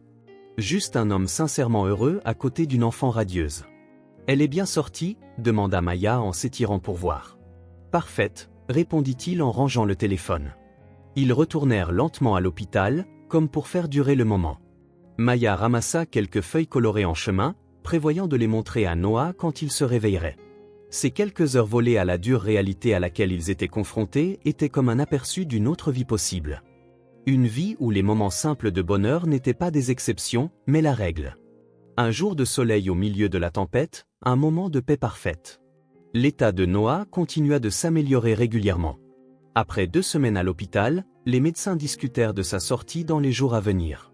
Logan avait déjà commencé à adapter son appartement pour accueillir le retour du bébé, créant un environnement plus sûr et plus confortable. Pendant ce temps, l'assistante sociale chargée du dossier, Madame Winters, poursuivait son enquête sur la situation familiale des enfants. Jusqu'à présent, elle n'avait trouvé que peu de choses au-delà de ce que Maya avait déjà partagé. La mère était partie et n'était pas revenue, il n'y avait pas de parents connus, et leurs conditions de logement antérieures étaient précaires. Logan était assis dans le bureau de l'hôpital, attendant une réunion prévue avec l'assistante sociale. Maya était avec Noah, lui montrant un nouveau livre coloré que Logan avait acheté. Les dernières semaines avaient été intenses, concentrées sur le rétablissement du bébé, mais maintenant que le danger immédiat était passé, des questions pratiques émergeaient. L'avenir des enfants devait être réglé. Madame Winter s'entra, un dossier à la main, son expression toujours aussi neutre. Monsieur Miller, salua-t-elle formellement. Des nouvelles? Logan alla droit au but. Effectivement, oui. Elle ouvrit le dossier, arrangeant quelques papiers. Nous avons trouvé des dossiers plus complets. Le nom complet de la mère est Tessa Collins, 32 ans. Dernière adresse connue dans le district, ce qui correspond à ce que la fillette a décrit. Logan se figea en entendant le nom Tessa Collins. Un écho du passé, si inattendu que pendant un instant, il crut avoir mal entendu. Monsieur Miller? Tout va bien? L'assistante sociale remarqua son changement d'expression. Oui, juste. Pourriez-vous répéter ce nom? Tessa Collins. Pourquoi? Ce nom vous dit quelque chose? Logan essaya de réorganiser ses pensées. Ce pouvait être une coïncidence, bien sûr. Collins n'était pas un nom de famille si rare. Mais quelque chose en lui savait que ce devait être elle. Avez-vous une photo? Demanda-t-il, essayant de garder sa voix stable. L'assistante sociale hésita, puis tourna le dossier pour qu'il puisse voir la copie d'une pièce d'identité. Une femme aux cheveux sombres, comme ceux de Maya, aux yeux fatigués, mais aux traits indubitables. Mon Dieu, murmura Logan, se sentant soudain pris de vertige. C'est elle. Vous connaissez cette femme?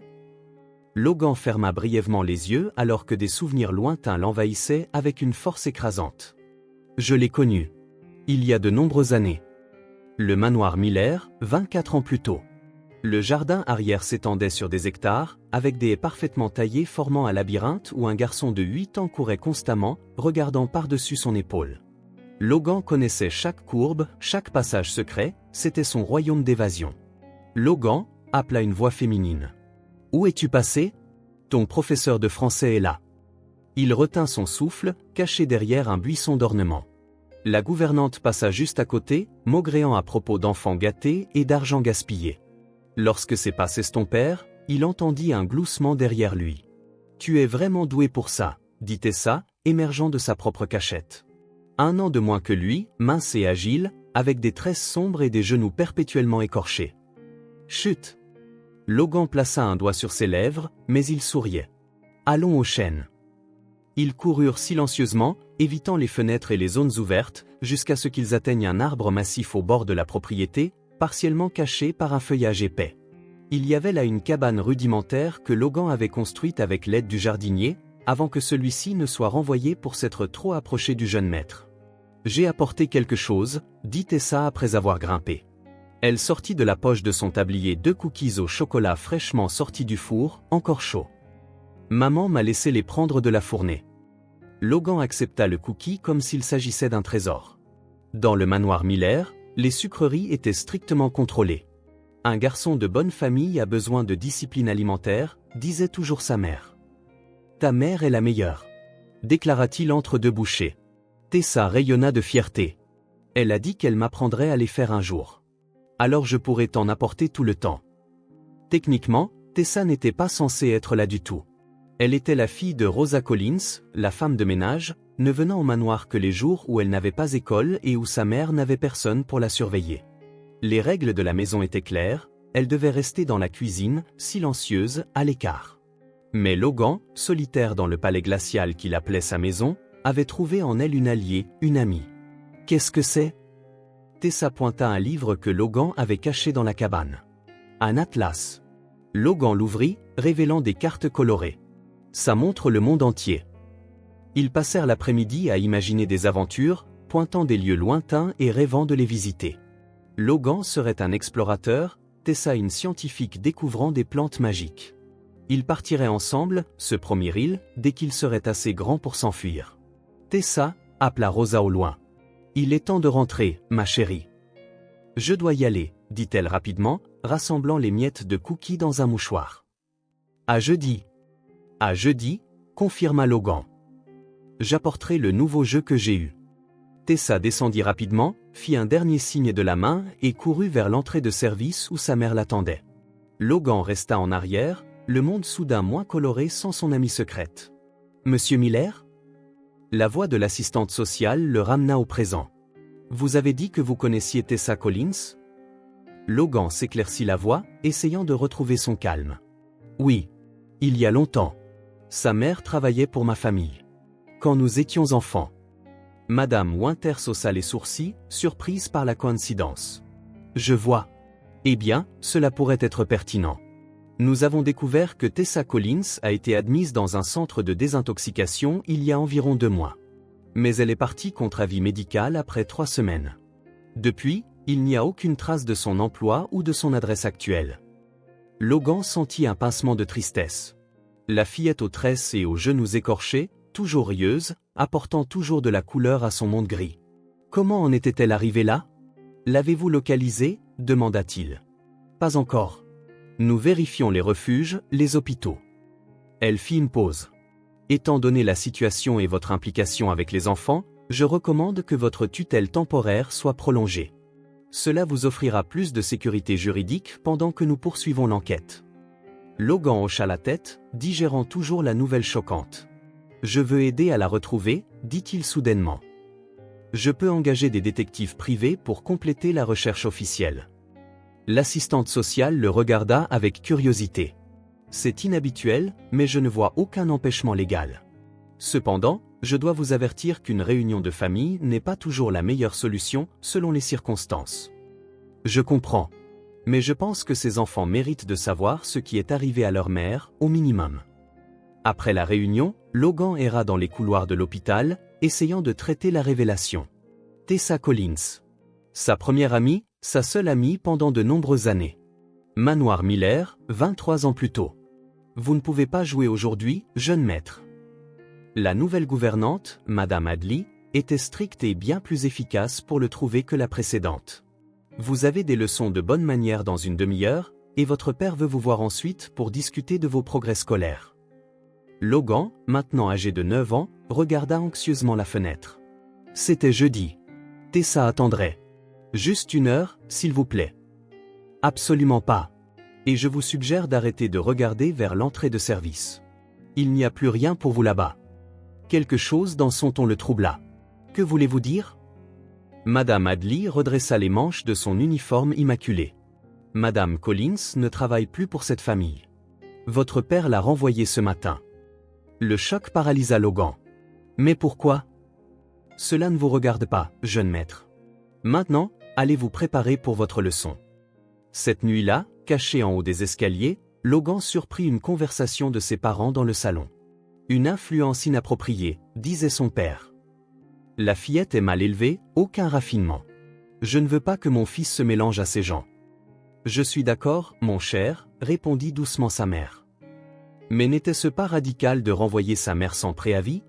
Rosa a toujours été une bonne employée. Elle profitait de notre générosité, amenant sa fille ici.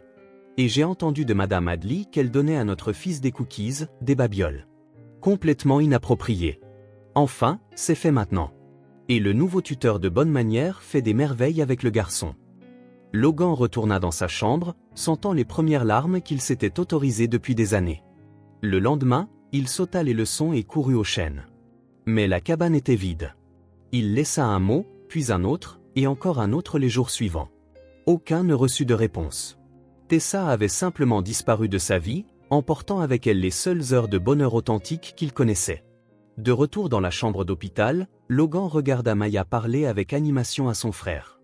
La ressemblance était frappante, maintenant qu'ils savaient, ils avaient les yeux expressifs de Tessa, le même sourire qui illuminait tout son visage. Logan, appela Maya en le voyant. Noah a tenu le livre tout seul, regarde. Il s'approcha, souriant à son excitation, bien que son esprit fût encore sous le choc des révélations de la journée. Tessa Collins. Sa première amie. La fille que son père avait bannie parce qu'elle n'était pas du bon milieu. Et maintenant, par quelque ironie du sort, ses enfants lui étaient littéralement tombés dans les bras sur un trottoir bondé. Logan, tu as l'air bizarre, observa Maya en penchant la tête. Quelque chose s'est passé? Il hésita, ne sachant pas trop quoi révéler. J'ai appris quelques petites choses sur ta mère, dit-il enfin. Maya devint immédiatement alerte, les yeux écarquillés. Tu l'as trouvée? Est-ce qu'elle revient? Nous ne l'avons pas encore trouvée, dit-il doucement. Mais nous cherchons. Et j'ai découvert que je la connaissais quand nous étions enfants. Vraiment? L'incrédulité dans la voix de Maya était claire. Oui. Elle. Logan fit une pause, cherchant des mots simples. Elle était mon amie. Sa mère travaillait chez moi. Vous étiez amis? Maya semblait incapable de traiter la coïncidence. Genre, vous jouiez ensemble et tout? Logan sourit faiblement, de doux souvenirs émergeant parmi les plus douloureux. Oui, nous jouions ensemble. En secret. Elle m'apportait toujours des cookies. Ma maman fait de bons cookies, dit Maya doucement, presque pour elle-même. Le cœur de Logan se serra.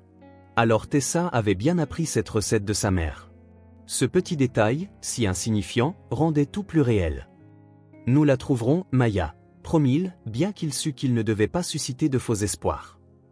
Et quand nous le ferons, peut-être pourra-t-elle nous en dire plus sur cette époque.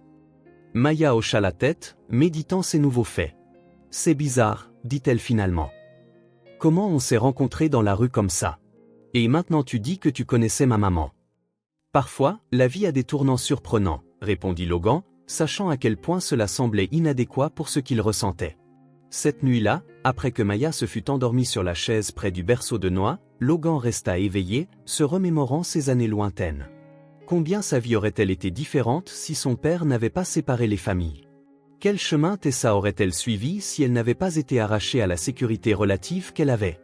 Et surtout, que s'était-il passé pendant ces 23 années intermédiaires pour transformer la fillette joyeuse et intrépide en la femme désespérée qui avait abandonné 2 enfants? Logan prit son téléphone et appela son détective privé le plus fiable. « J'ai besoin que vous trouviez quelqu'un, » dit-il dès que l'appel fut décroché. « C'est urgent et personnel. Tessa Collins, 32 ans. » Tandis qu'il fournissait les détails, Logan regarda les enfants endormis. Un cercle se refermait, de manière inattendue et douloureuse. Pourtant, pour la première fois, il sentit qu'il pourrait y avoir une raison plus grande à tout ce qui s'était passé. Il ne croyait pas au destin ni à l'intervention divine, mais à cet instant, il semblait impossible d'attribuer au simple hasard le chemin qui les avait réunis. Le refuge de Santa Clara se trouvait dans un coin reculé de la ville, un vieux bâtiment en briques aux fenêtres étroites. Logan se gara devant, observant les allées et venues, visages fatigués, certains déterminés, d'autres abattus par la vie. 3 jours s'étaient écoulés depuis que l'enquêteur avait appelé avec la localisation de Tessa. Logan avait reporté cette rencontre, ne sachant pas comment procéder. Maya et Noah étaient enfin à la maison. Noah avait obtenu son congé une semaine auparavant, avec des instructions médicales strictes. Une routine fragile mais réconfortante s'installait. Maintenant, il était sur le point de tout bouleverser à nouveau. « Êtes-vous sûr de vouloir faire ça seul ?» demanda son chauffeur, remarquant son hésitation. « Oui », répondit Logan en ouvrant la portière. « Attendez ici. Je ne sais pas combien de temps cela prendra. » L'intérieur du refuge était étonnamment organisé et propre, bien que modeste. Une réceptionniste d'âge mûr leva les yeux à son entrée. « Puis-je vous aider ?»« Je cherche Tessa Collins, » dit-il, essayant de paraître décontracté malgré la tension qui l'habitait. La femme examina son costume cher et sa posture d'un regard exercé. « Et vous êtes ?» Un vieil ami, répondit-il honnêtement. Logan Miller.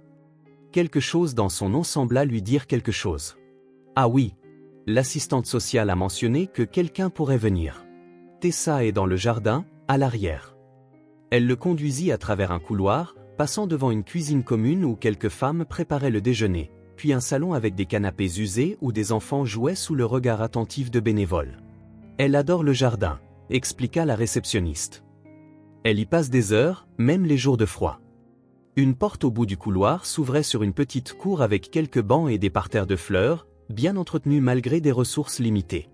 Elle était là, le dos tourné à l'entrée. Tessa Collins s'était agenouillée près d'un des parterres, arrachant les mauvaises herbes d'une manière méthodique. Ses cheveux, plus courts que dans les souvenirs de Logan, étaient parsemés de gris prématurés. Elle était trop mince, les épaules voûtées comme si elle portait un poids invisible. « Tessa » appela la réceptionniste. « Quelqu'un est là pour te voir. » Elle se tourna lentement, époussetant automatiquement ses mains. Lorsque ses yeux rencontrèrent ceux de Logan, le temps sembla se figer. Il n'y avait aucun doute, elle le reconnut immédiatement, pleinement. « Logan Miller », dit-elle, sa voix plus rauque qu'il ne l'avait imaginé, mais indéniablement familière. Après tout ce temps, la réceptionniste jeta un coup d'œil entre eux, sentant l'intensité. Je vais vous laisser parler, murmura-t-elle en se retirant à l'intérieur. Ils restèrent silencieux pendant quelques secondes, s'observant simplement. 23 ans s'étaient écoulés depuis leur dernière rencontre. Toute une vie. Comment m'as-tu trouvé ? Demanda enfin Tessa. Logan fit quelques pas en avant, s'arrêtant à une distance respectueuse. C'est une longue histoire. Un léger sourire amusé se dessina sur ses lèvres. J'ai entendu dire que tu étais devenu quelqu'un d'important. Un milliardaire, c'est ça ? J'ai vu ton visage dans des magazines quelquefois. Et toi ? Hésita Logan, ne sachant comment procéder. Et moi, je suis devenu un désastre, termina-t-elle sans apitoiement, constatant simplement un fait. La vie est drôle dans ses rebondissements. Pouvons-nous parler ? Demanda-t-il en indiquant un banc voisin. Tessa hocha la tête et se leva avec difficulté. Logan remarqua qu'elle boitait légèrement en marchant vers le banc. Ils s'assirent côte à côte, le silence à nouveau pesant entre eux. « Tes enfants vont bien », dit enfin Logan, observant attentivement sa réaction. Tessa ferma les yeux, un tremblement parcourant son corps. Lorsqu'elle les rouvrit, ils étaient remplis de larmes. « Tu les as rencontrés », dit-elle, non pas comme une question. « Comment ? Maya m'a arrêté dans la rue quand Noah ne respirait plus. Je les ai emmenés à l'hôpital. » Tessa couvrit sa bouche d'une main, étouffant un sanglot. « Il était malade quand je suis parti. Il commençait à tousser. Il a développé une pneumonie sévère, a passé près de 3 semaines à l'hôpital. Mais il va bien maintenant. Et Maya ? » Sa voix trembla au nom de sa fille. « C'est une fille extraordinaire, » dit Logan sincèrement. Elle s'est occupée de son frère mieux que beaucoup d'adultes ne le feraient. Le visage de Tessa se crispa de douleur. Elle s'est toujours occupée de lui, depuis sa naissance. C'était comme si elle comprenait qu'elle devait le protéger. « Tessa », commença Logan prudemment, essayant de garder un ton neutre. « Que s'est-il passé ?» Elle regarda ses propres mains, maintenant débarrassées de la terre du jardin, mais marquées de callosité et de petites cicatrices, signes de travail acharné et d'épreuve. « Après que nous ayons quitté ta maison, dit-elle, faisant référence à cette époque lointaine de l'enfance, ma mère n'a jamais trouvé de travail stable. Ton père s'en est assuré. Une liste noire, je suppose. Personne ne voulait embaucher la femme que M. Miller avait renvoyée. » Logan sentit une vague de honte. Ce n'était pas surprenant. Son père avait du pouvoir et n'hésitait pas à l'utiliser, surtout pour éloigner les influences négatives. « Nous avons beaucoup déménagé, » continua Tessa. « Chaque endroit pire que le précédent. Quand j'avais 16 ans, ma mère est tombée malade. Un cancer. Pas d'assurance, pas d'argent pour un traitement approprié. Elle haussa les épaules, un geste portant toute l'injustice du monde. Elle est morte avant mon 17e anniversaire. Je suis tellement désolé, murmura Logan, les mots inadéquats pour une telle tragédie. J'ai abandonné l'école, j'ai pris n'importe quel travail que je pouvais trouver. J'ai rencontré le père de Maya à l'un de ses emplois, un restaurant. Il semblait gentil, stable. Il a disparu quand il a découvert que j'étais enceinte. Elle laissa échapper un rire sans joie. Typique, non ? Puis est venu le père de Noah. Une autre erreur. Plus violent que le premier. Logan resta silencieux, la laissant dérouler une histoire d'abandon et de lutte. Mais j'ai réussi, poursuivit Tessa, une certaine fierté dans la voix. J'ai travaillé dur, je me suis occupé de Maya, essayant toujours de lui donner plus que ce que j'avais eu. Puis, quand je suis tombée enceinte de Noah, les choses sont devenues plus difficiles. J'ai perdu mon emploi au 8e mois, je ne pouvais plus payer le loyer. C'est à ce moment-là que le problème de drogue a commencé, demanda Logan doucement, sans jugement. Tessa lui lança un regard surpris. L'assistante sociale te l'a dit, hein ? Non, c'était après ça. Noah est né avec des problèmes respiratoires. Il avait besoin de soins constants, de médicaments chers. Les factures médicales se sont accumulées. Je travaillais 2, parfois 3 emplois, je ne dormais jamais. Elle prit une inspiration tremblante. Les pilules, c'était au début juste pour tenir le coup. Puis c'est devenu pire. Le jardin était calme maintenant, seul le trafic lointain et le chant occasionnel d'un oiseau ponctuant ses mots. Au début, c'était juste pour avoir de l'énergie. Puis c'est devenu un besoin. Tessa croisa les bras, comme si elle avait froid malgré la douceur de la journée. Tout a rapidement dégénéré. En quelques mois, j'étais dépendante. Tout l'argent y passait. Nous avons perdu l'appartement, nous nous sommes retrouvés dans un endroit pire. Je voyais ce que je faisais aux enfants, mais je ne pouvais pas m'arrêter. Elle regarda directement Logan, la douleur dans ses yeux presque tangible. Une nuit, j'ai fait une overdose. Maya m'a trouvé. 7 ans, et elle a dû appeler l'ambulance pour sa propre mère. Sa voix se brisa. Après ça, j'ai essayé la désintoxication. La 3e semaine, Noah est tombé très malade. La voisine qui les gardait a dit que ça empirait. Je suis parti contre avis médical. Et c'est là que tu les as quittés? Tessa secoua lentement la tête. Non. Je suis rentré chez moi. Mais j'étais fragile. Le sevrage, la culpabilité, tout ça. J'ai passé quelques jours avec eux, essayant de soigner Noah, mais nous n'avions plus de médicaments, plus de nourriture. Elle déglutit difficilement. Un matin, j'ai juste craqué. J'ai dit à Maya que j'allais acheter du lait. J'ai marché jusqu'à ne plus pouvoir. J'ai fini sur un banc de parc, pleurant pendant des heures. Quand je me suis enfin relevé, je ne pouvais pas y retourner. Pourquoi? La question échappa à Logan avant qu'il ne puisse la retenir. La honte, répondit simplement Tessa. La peur. Je pensais qu'ils seraient mieux sans moi. Quelqu'un les remarquerait, appellerait les services sociaux. Peut-être qu'ils iraient dans un vrai foyer, avec des adultes fonctionnels. Les larmes coulaient librement maintenant. Je regrette de les avoir quittés. J'étais si malade. C'est pour ça que je suis resté loin. Je pensais qu'ils seraient mieux sans moi. Mais maintenant, je vois que j'avais tort. Logan résista à l'envie de tendre la main physiquement, d'offrir du réconfort. À la place, il demanda « Comment es-tu arrivé ici ?» Après avoir erré pendant des jours, on m'a trouvée, déshydratée, délirante. Je suis allé en soins psychiatriques, puis on m'a envoyé ici.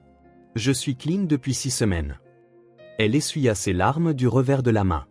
Quand j'ai commencé à me sentir mieux, j'ai voulu retourner les chercher. Mais je ne savais pas comment. Je ne savais même pas s'ils étaient encore là. Et si quelqu'un les avait emmenés? S'ils avaient été séparés? Chaque scénario que j'imaginais était pire que le précédent. Ils sont en sécurité, réaffirma Logan. Ils vont bien. Avec toi, termina Tessa. L'univers a un drôle de sens de l'humour, n'est-ce pas? De toutes les personnes sur lesquelles ils auraient pu tomber. Logan laissa échapper un bref rire ironique. Le destin, peut-être. Peut-être. Elle fit une pause, se ressaisissant. Je veux les voir, Logan. Je sais que je n'ai aucun droit de demander. J'ai tout gâché. Mais ce sont mes enfants. J'ai besoin de leur dire au moins que je suis désolé, que ce n'était pas de leur faute. Et ensuite, demanda-t-il doucement. La question flotta entre eux, lourde de conséquences. Je veux être de nouveau avec eux, répondit Tessa, croisant son regard, déterminée. Mais je ne suis pas naïve.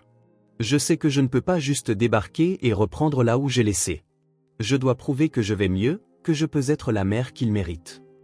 Elle prit une profonde inspiration. Je ne veux pas te les enlever, Logan. Je vois ce que tu as fait pour eux, combien tu les aimes. Je veux juste une chance de reconstruire notre relation, de faire à nouveau partie de leur vie. Logan considéra ces mots. Il avait passé beaucoup de temps à réfléchir à ce moment, préparant des arguments, des conditions, même des menaces voilées si nécessaires.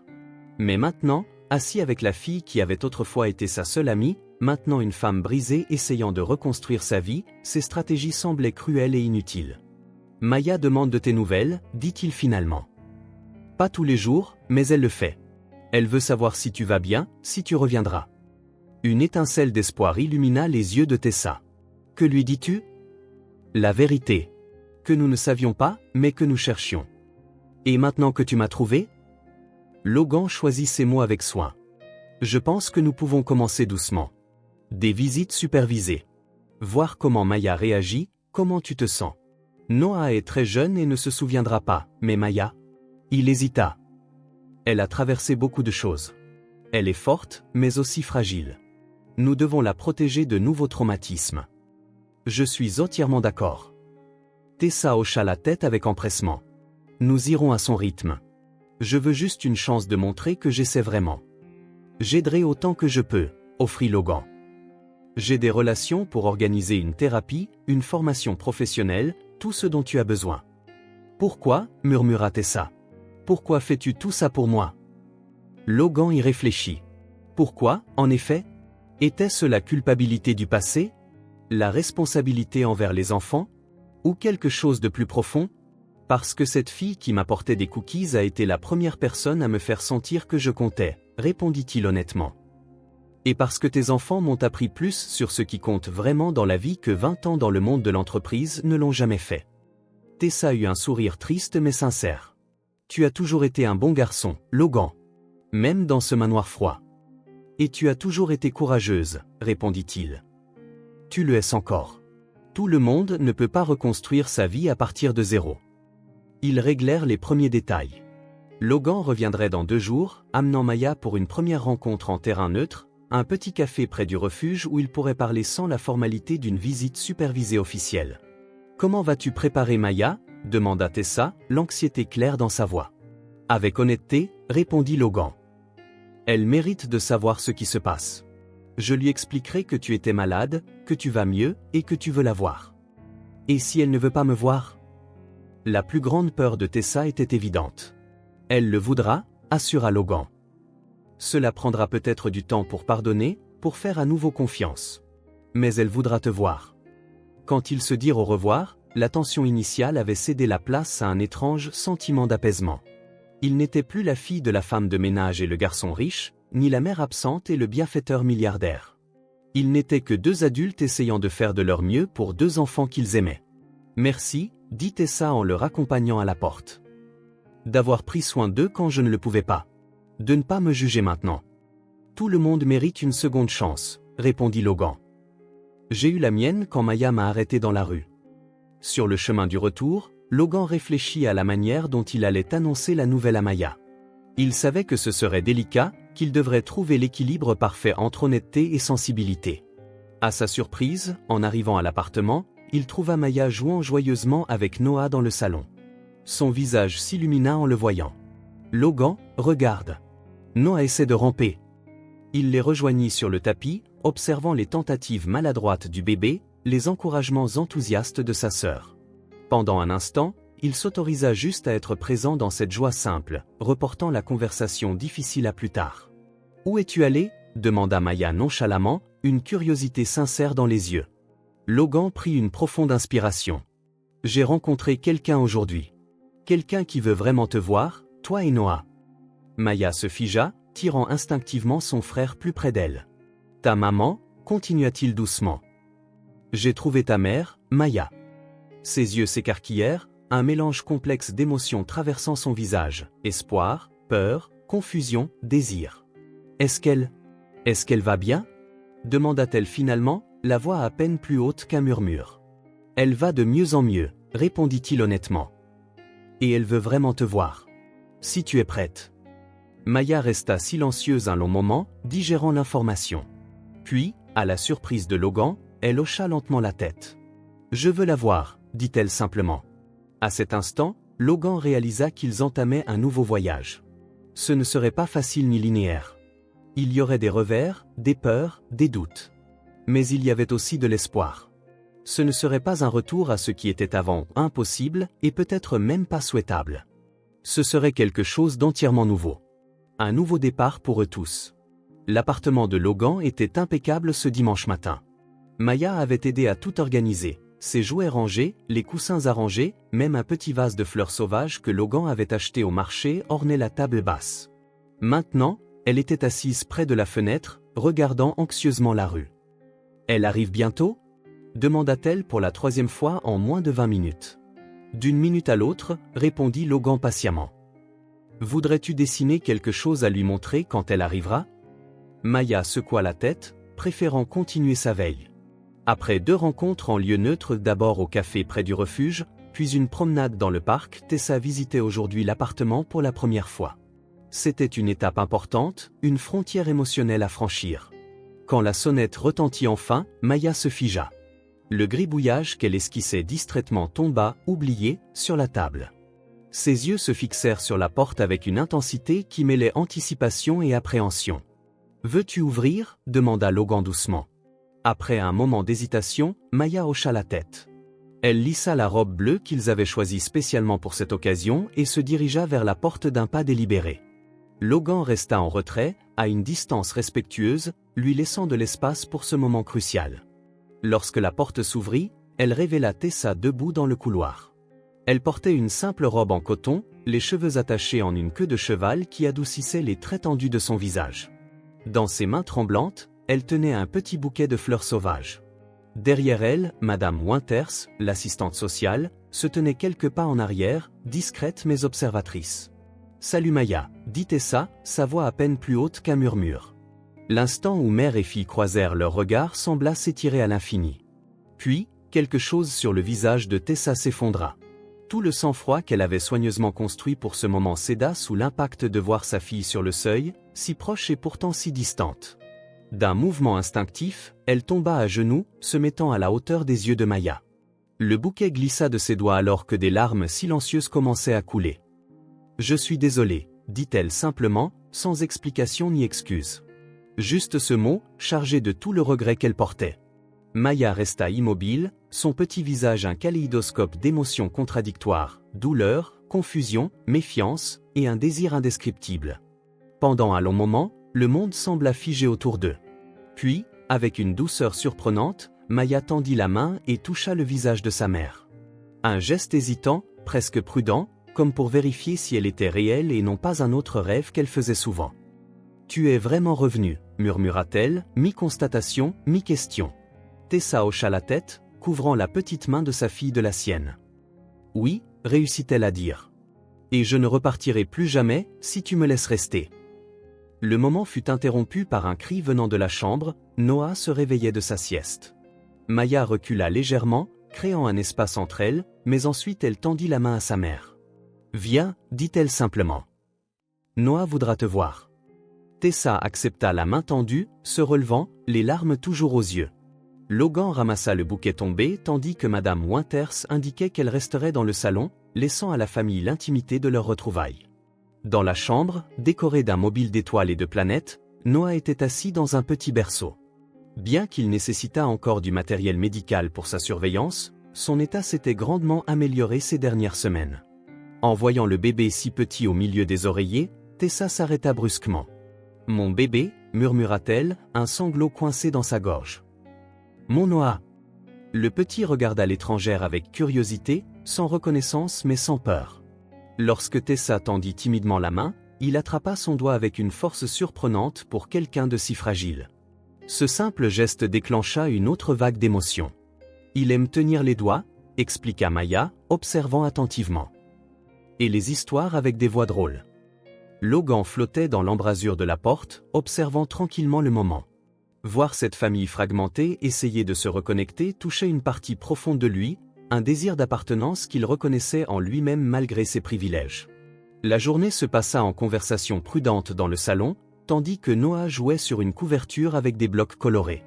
Maya partagea lentement des bribes de sa nouvelle vie, l'école qu'elle fréquentait maintenant, les amis qu'elle commençait à se faire, de petites histoires du quotidien avec Logan. Tessa écoutait avec une attention absolue, comme si chaque mot était un trésor. Quand Maya posa des questions sur le passé, Tessa répondit avec des explications honnêtes, adaptées à la compréhension d'un enfant. Pas de mensonges élaborés ni de promesses vides. Juste la simple vérité. Elle avait été malade, elle avait fait des erreurs, mais elle se battait pour aller mieux, pour être digne de ses enfants une fois de plus. Logan et Madame Winters observaient, n'intervenant que lorsque c'était nécessaire, laissant à la famille l'espace pour trouver son propre rythme de reconnexion. Ce soir-là, quand il fut temps pour Tessa de retourner au refuge, Maya surprit tout le monde par une demande timide « Peux-tu me border ce soir ?» Tessa jeta un coup d'œil à Logan et à l'assistante sociale, demandant silencieusement la permission. Après que tous deux eurent hoché la tête, elle répondit d'une voix pleine d'émotion « Bien sûr, si tu le veux. » Logan regarda depuis l'embrasure de la porte Tessa aider Maya à mettre son pyjama, lui brosser doucement les cheveux et enfin la border. La fillette demanda une histoire, et Tessa improvisa d'un ton doux et mélodieux un conte sur une fille courageuse cherchant son chemin de retour à la maison. Quand l'histoire se termina, quelque chose d'inattendu se produisit. Maya se décala sur le lit, faisant un petit espace à côté d'elle. « Allonge-toi un peu avec moi. » Tessa regarda Logan, trop ému pour parler. Il hocha discrètement la tête et partit, laissant la porte partiellement ouverte. Mère et fille restèrent allongées côte à côte, formant une petite île dans la mer de couverture. Elles ne parlèrent plus, restèrent juste ensemble, respirant, s'enfonçant progressivement dans le silence paisible. Logan retourna au salon, où Madame Winter s'attendait avec son bloc-notes. « Ça s'est mieux passé que nous l'espérions », observa-t-elle. Maya fait preuve d'une ouverture surprenante. « Elle est extraordinaire », répondit Logan. « Plus forte et plus sage que nous tous. » Après avoir vérifié Noah une dernière fois, Logan s'affaissa sur le canapé, épuisé mais étrangement en paix. Dans le silence de l'appartement, il pouvait entendre la respiration de 3 personnes dans la chambre, le léger ronflement de Noah dans son berceau, le sommeil plus profond de Maya et celui de Tessa, probablement encore éveillé, savourant chaque seconde de ce moment. Pour la première fois depuis le début de toute cette aventure, sur ce trottoir, Logan sentit un véritable fil d'espoir pour cette famille. Non plus un espoir fragile basé sur des souhaits, mais quelque chose de tangible, ancré dans des actions et des engagements. Quelques jours plus tard, Noah obtint enfin son congé définitif. Les médecins, satisfaits de son rétablissement, retirèrent l'équipement de surveillance, ne nécessitant que des contrôles réguliers. Le bébé retourna à la maison non seulement en meilleure santé, mais plus vif, ses gazouillis et ses sourires remplissaient l'appartement d'une joie contagieuse. Maya endossa un double rôle, protectrice et fière. « Regardez comme il est fort maintenant », répétait-elle à qui voulait l'entendre. Tessa, suivant strictement son programme de désintoxication au refuge, rendait visite aussi souvent que permis, les visites devenant plus fréquentes et plus longues à mesure que Madame Winters notait des progrès positifs. Chaque jour apportait de petites améliorations, un rire spontané de Maya, un moment de complicité, la familiarité croissante de Noah avec la présence de sa mère. Logan observait tout cela de près, impressionné par l'effort sincère de Tessa.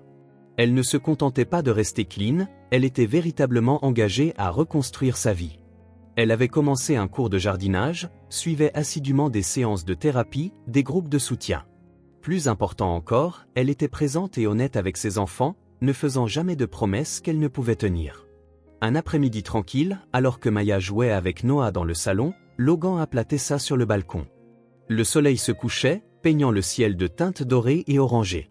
« J'ai quelque chose à te montrer », dit-il en lui tendant un jeu de clés avec un petit porte-clés en forme de fleur. « Qu'est-ce que c'est » demanda-t-elle, perplexe. « Tu vois cet immeuble » Il pointa par la fenêtre. « Je t'ai acheté un appartement là-bas. Il est petit, mais confortable, meublé, prêt à emménager. C'est à 2 minutes d'ici. » Les yeux de Tessa s'écarquillèrent, regardant des clés à Logan, incrédule. « Logan, je ne peux pas accepter ça. » « Ce n'est pas un cadeau, » précisa-t-il doucement. « C'est une opportunité. Avec des conditions, continuer le traitement, travailler, être la mère qu'il mérite. Considérez-le comme un prêt, si vous préférez. Quelque chose que vous pourrez rembourser un jour en aidant les autres. » Il poursuivit, « En plus de l'appartement, j'ai organisé un emploi pour toi dans le projet de jardinage de ma fondation. Ce n'est pas de la charité, ils ont réellement besoin de quelqu'un avec tes compétences. Et je resterai dans la vie des enfants. Je n'essaie de remplacer personne, mais je veux rester partie intégrante de tout ça. » Les larmes emplirent les yeux de Tessa. « Pourquoi fais-tu ça pour moi ?»« Ce n'est pas seulement pour toi, » dit-il honnêtement. « C'est pour eux aussi. Les enfants ont besoin de leur mère à proximité, mais d'une manière stable et sécurisée. » Tessa serra les clés contre sa poitrine, les larmes coulant maintenant librement. « Tu es un bon ami, Logan. Tu l'as toujours été, dit-elle enfin. Le destin nous a séparés, mais nous voilà, plus connectés que jamais. Merci d'avoir pris soin de mes enfants. » Elle fit une pause, essuyant ses larmes. « Merci de ne pas avoir abandonné sur moi. » Maya apparut à la porte du balcon, curieuse de leur conversation. Voyant sa mère pleurer, elle s'approcha lentement. « Ça va ?» Tessa sourit à travers ses larmes. « Oui, ma chérie. Mieux que je ne l'ai été depuis longtemps. » Lorsque Logan expliqua l'arrangement, le visage de Maya s'illumina à la prise de conscience que sa mère serait toujours proche, sans que cela signifie perdre Logan. Un sourire sincère se forma, celui d'une enfant qui sentait enfin qu'elle pouvait baisser la garde. Ce soir-là, ils dînèrent tous ensemble à l'appartement de Logan. Tessa tenait Noah dans ses bras, le nourrissant patiemment.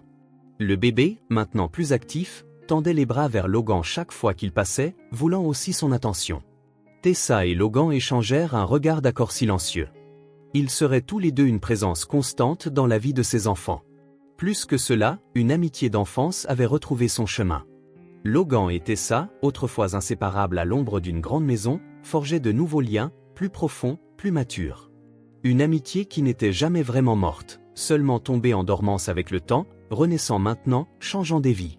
Quelques semaines plus tard, Tessa étant installée dans l'appartement voisin mais passant la plupart de son temps chez Logan avec les enfants, Maya arriva avec une surprise, une pancarte colorée qu'elle avait fabriquée à l'école, décorée de paillettes et de dessins. « C'est pour la porte », annonça-t-elle fièrement.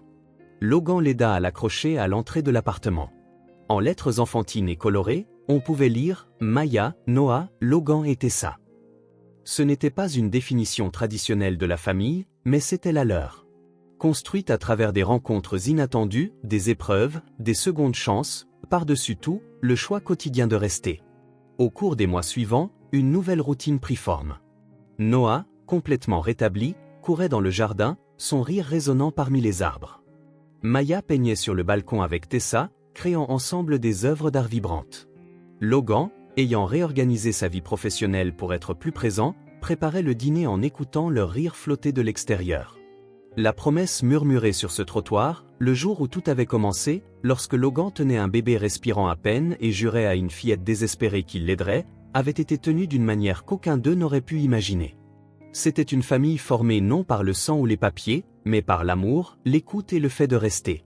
Par la décision quotidienne de demeurer, même lorsque les choses devenaient difficiles. En apprenant que la place d'une personne dans le monde n'est pas une adresse, mais les gens avec qui l'on choisit de partager le voyage. Et pour 4 personnes qui avaient connu la solitude et l'abandon, cette découverte était le plus grand trésor qu'elles pouvaient trouver. Si cette histoire vous a touché, abonnez-vous à la chaîne et activez les notifications pour ne pas manquer les prochaines. Laissez un j'aime car cela aide cette histoire à être recommandée à plus de personnes. À la prochaine.